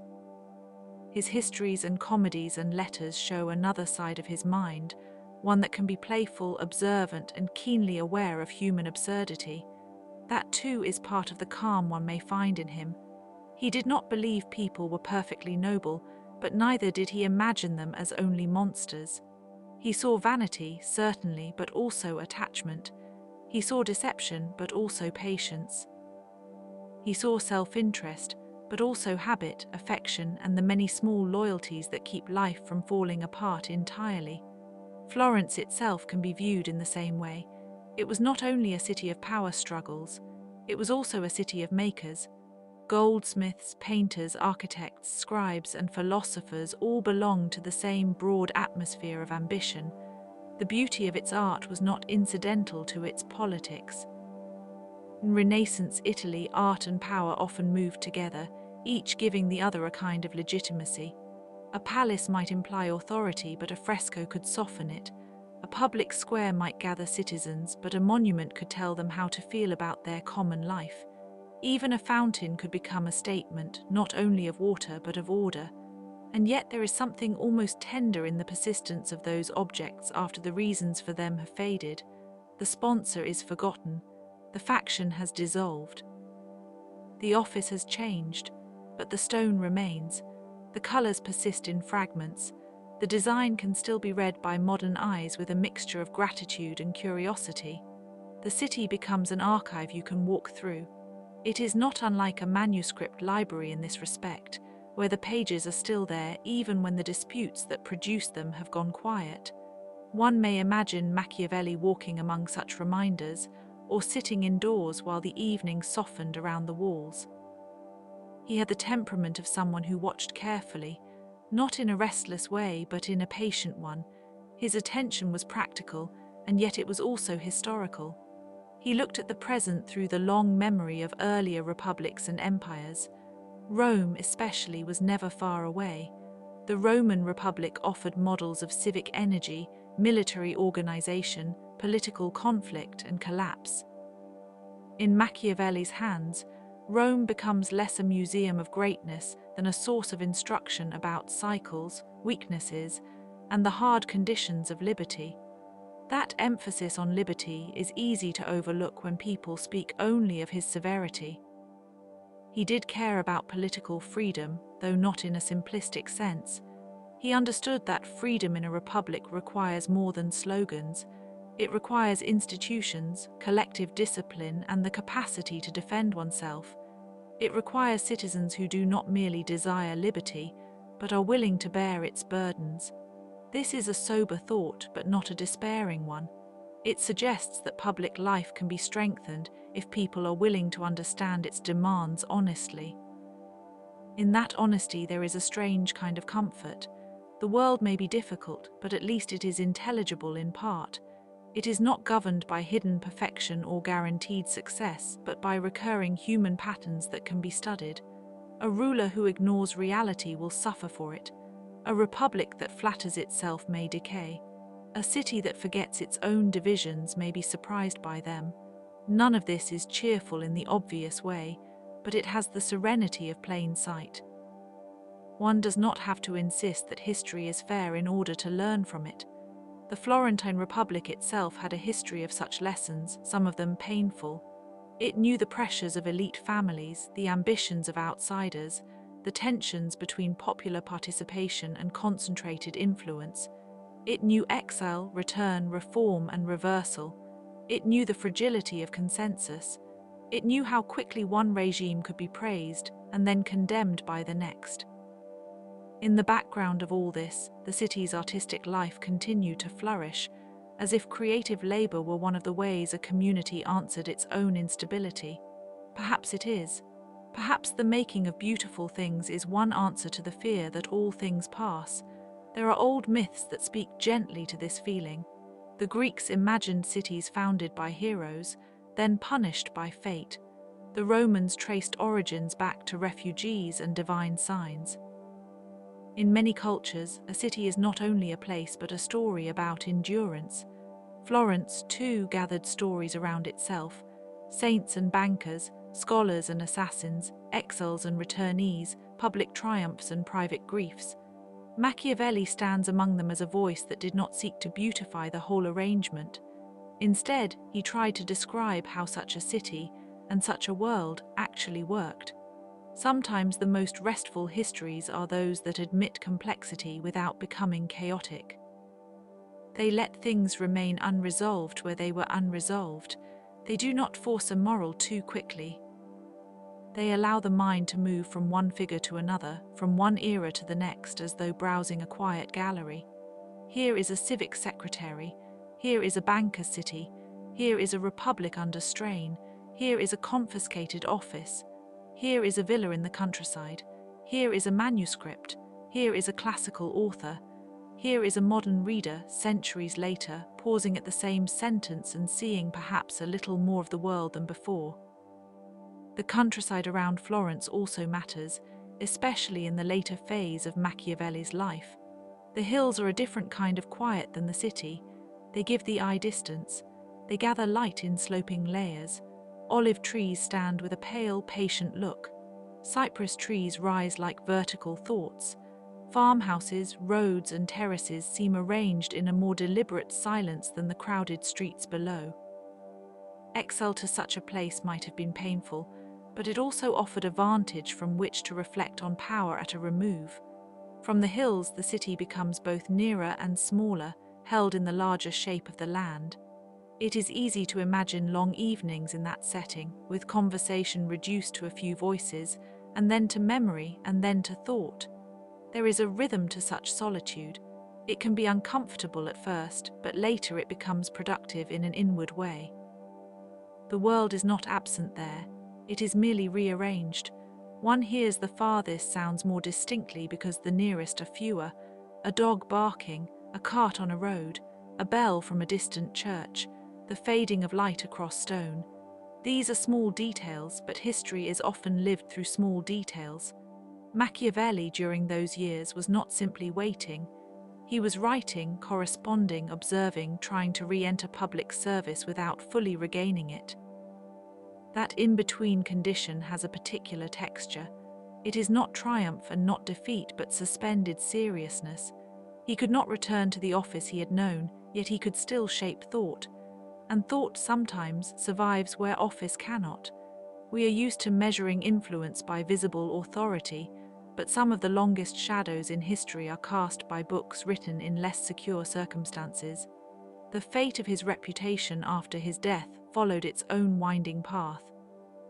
His name became a shorthand for political hardness, sometimes unfairly, sometimes not. The very adjective derived from him came to mean manipulative cunning, a simplification that tells us as much about later anxieties as about the man himself. It is one of the oddities of history that a thinker can be reduced to a label precisely because he said things too uncomfortable to remain in their full form. Easy summaries are often the price paid for difficult insight, and yet the texts remain patient. They keep offering a more balanced version to anyone willing to slow down. They remind us that politics is not conducted among angels, but among people who are limited, changeable, and often self-contradictory. They also remind us that history is not only a parade of villains and heroes. It is a field of structures, incentives, fears, and possibilities. The art of power is not merely the art of domination. It is also the art of understanding how communities hold together and how they come apart. If one listens quietly to that idea, it begins to resemble other ancient wisdom. The Chinese strategists who understood that force without timing is wasteful. The Roman historians who described the decay of custom before the decay of law. The biblical writers who observed that pride goes before a fall. The Greek tragedians who knew that fate often enters through character. Different traditions, different languages, yet a similar patience before human limitation. Machiavelli belongs to that broad conversation, even if his voice sounds sharper than some of the others. There is also a modest beauty in the way old texts survive, a page copied by hand, a volume carried by merchants, a library preserved through fires, wars, neglect, and the changing tastes of centuries, a phrase underlined by a student long ago, a comment written in the margin. The continuity of reading is one of civilization's gentlest miracles. To sit with a Renaissance thinker now is to participate in a chain of attention that stretches backward through time. Each reader brings a different century, but the page remains the meeting place. And perhaps that is one reason historical thought can feel restful at night. It expands the scale of concern. The immediate troubles of the day become smaller beside the long duration of cities, ideas, and institutions. Not irrelevant, never irrelevant, but less overwhelming. Florence has already lived through transformations more dramatic than any single evening can contain. It has belonged to republics, principalities, duchies, nation-states, and tourists. It has been revered, invaded, remodeled, and remembered. Yet the river still moves, the old stones still hold, the domes and towers still catch the changing light. Machiavelli would have recognized something in that endurance. He knew that human beings make history, but not from nothing. They inherit, they adapt, they repeat, they fail and repair and fail again. He also knew that the same city can be many cities over time, each layered over the last. The medieval Florence of guilds and towers gave way to the Renaissance Florence of patrons and diplomats. Later centuries added new meanings, new restorations, new losses. The map changes, but certain outlines remain. In that sense, the art of power is not only about rulers. It is about how communities arrange themselves across time, how they remember, how they preserve, how they speak of themselves. Even the stories they tell their children are part of the arrangement. A city that knows its origins, even imperfectly, may understand its own habits better. A people that forgets the texture of its past may repeat its confusions without naming them. Machiavelli's historical habit, then, is not merely academic. It is civic. It asks readers to remember that the present is never entirely new.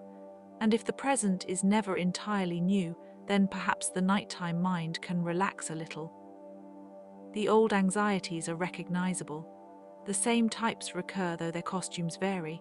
The earnest reformer, the cautious administrator, the ambitious noble, the suspicious crowd, the hopeful citizen, the eloquent critic, the exhausted envoy, the artist in the studio, the merchant balancing accounts, the child learning the names of streets and saints. They all belong to the same broad human theatre, and the scenery changes more slowly than the actors imagine. Machiavelli's Florence, then, is not only a setting for a difficult thinker. It is a living example of his themes, a city of splendor and strain, a republic that became a principal stage for meditations on rule, a place where ancient learning, modern ambition, and civic identity met under the same sky.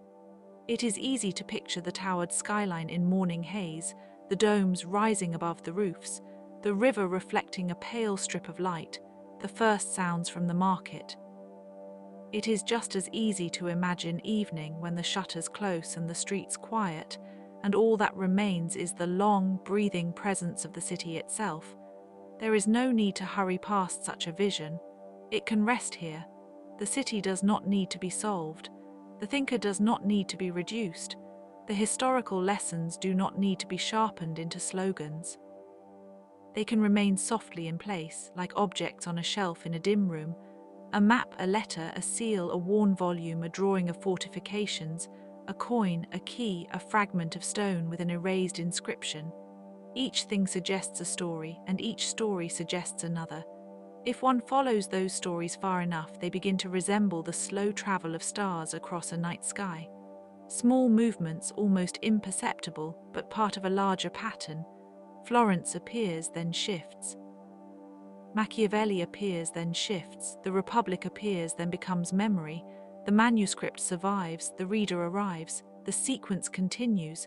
That continuity is one of history's quiet consolations. Nothing is entirely lost while it can still be remembered, studied, and spoken of gently. So let the memory of Florence continue to soften now. Let the palace walls become shadow. Let the councils adjourn. Let the arguments grow distant. Let the letters remain unopened for the moment.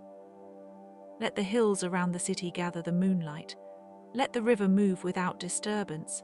Let Machiavelli's desk stand still in the half-light with its papers arranged, its thoughts preserved, its doubts and observations folded into the page.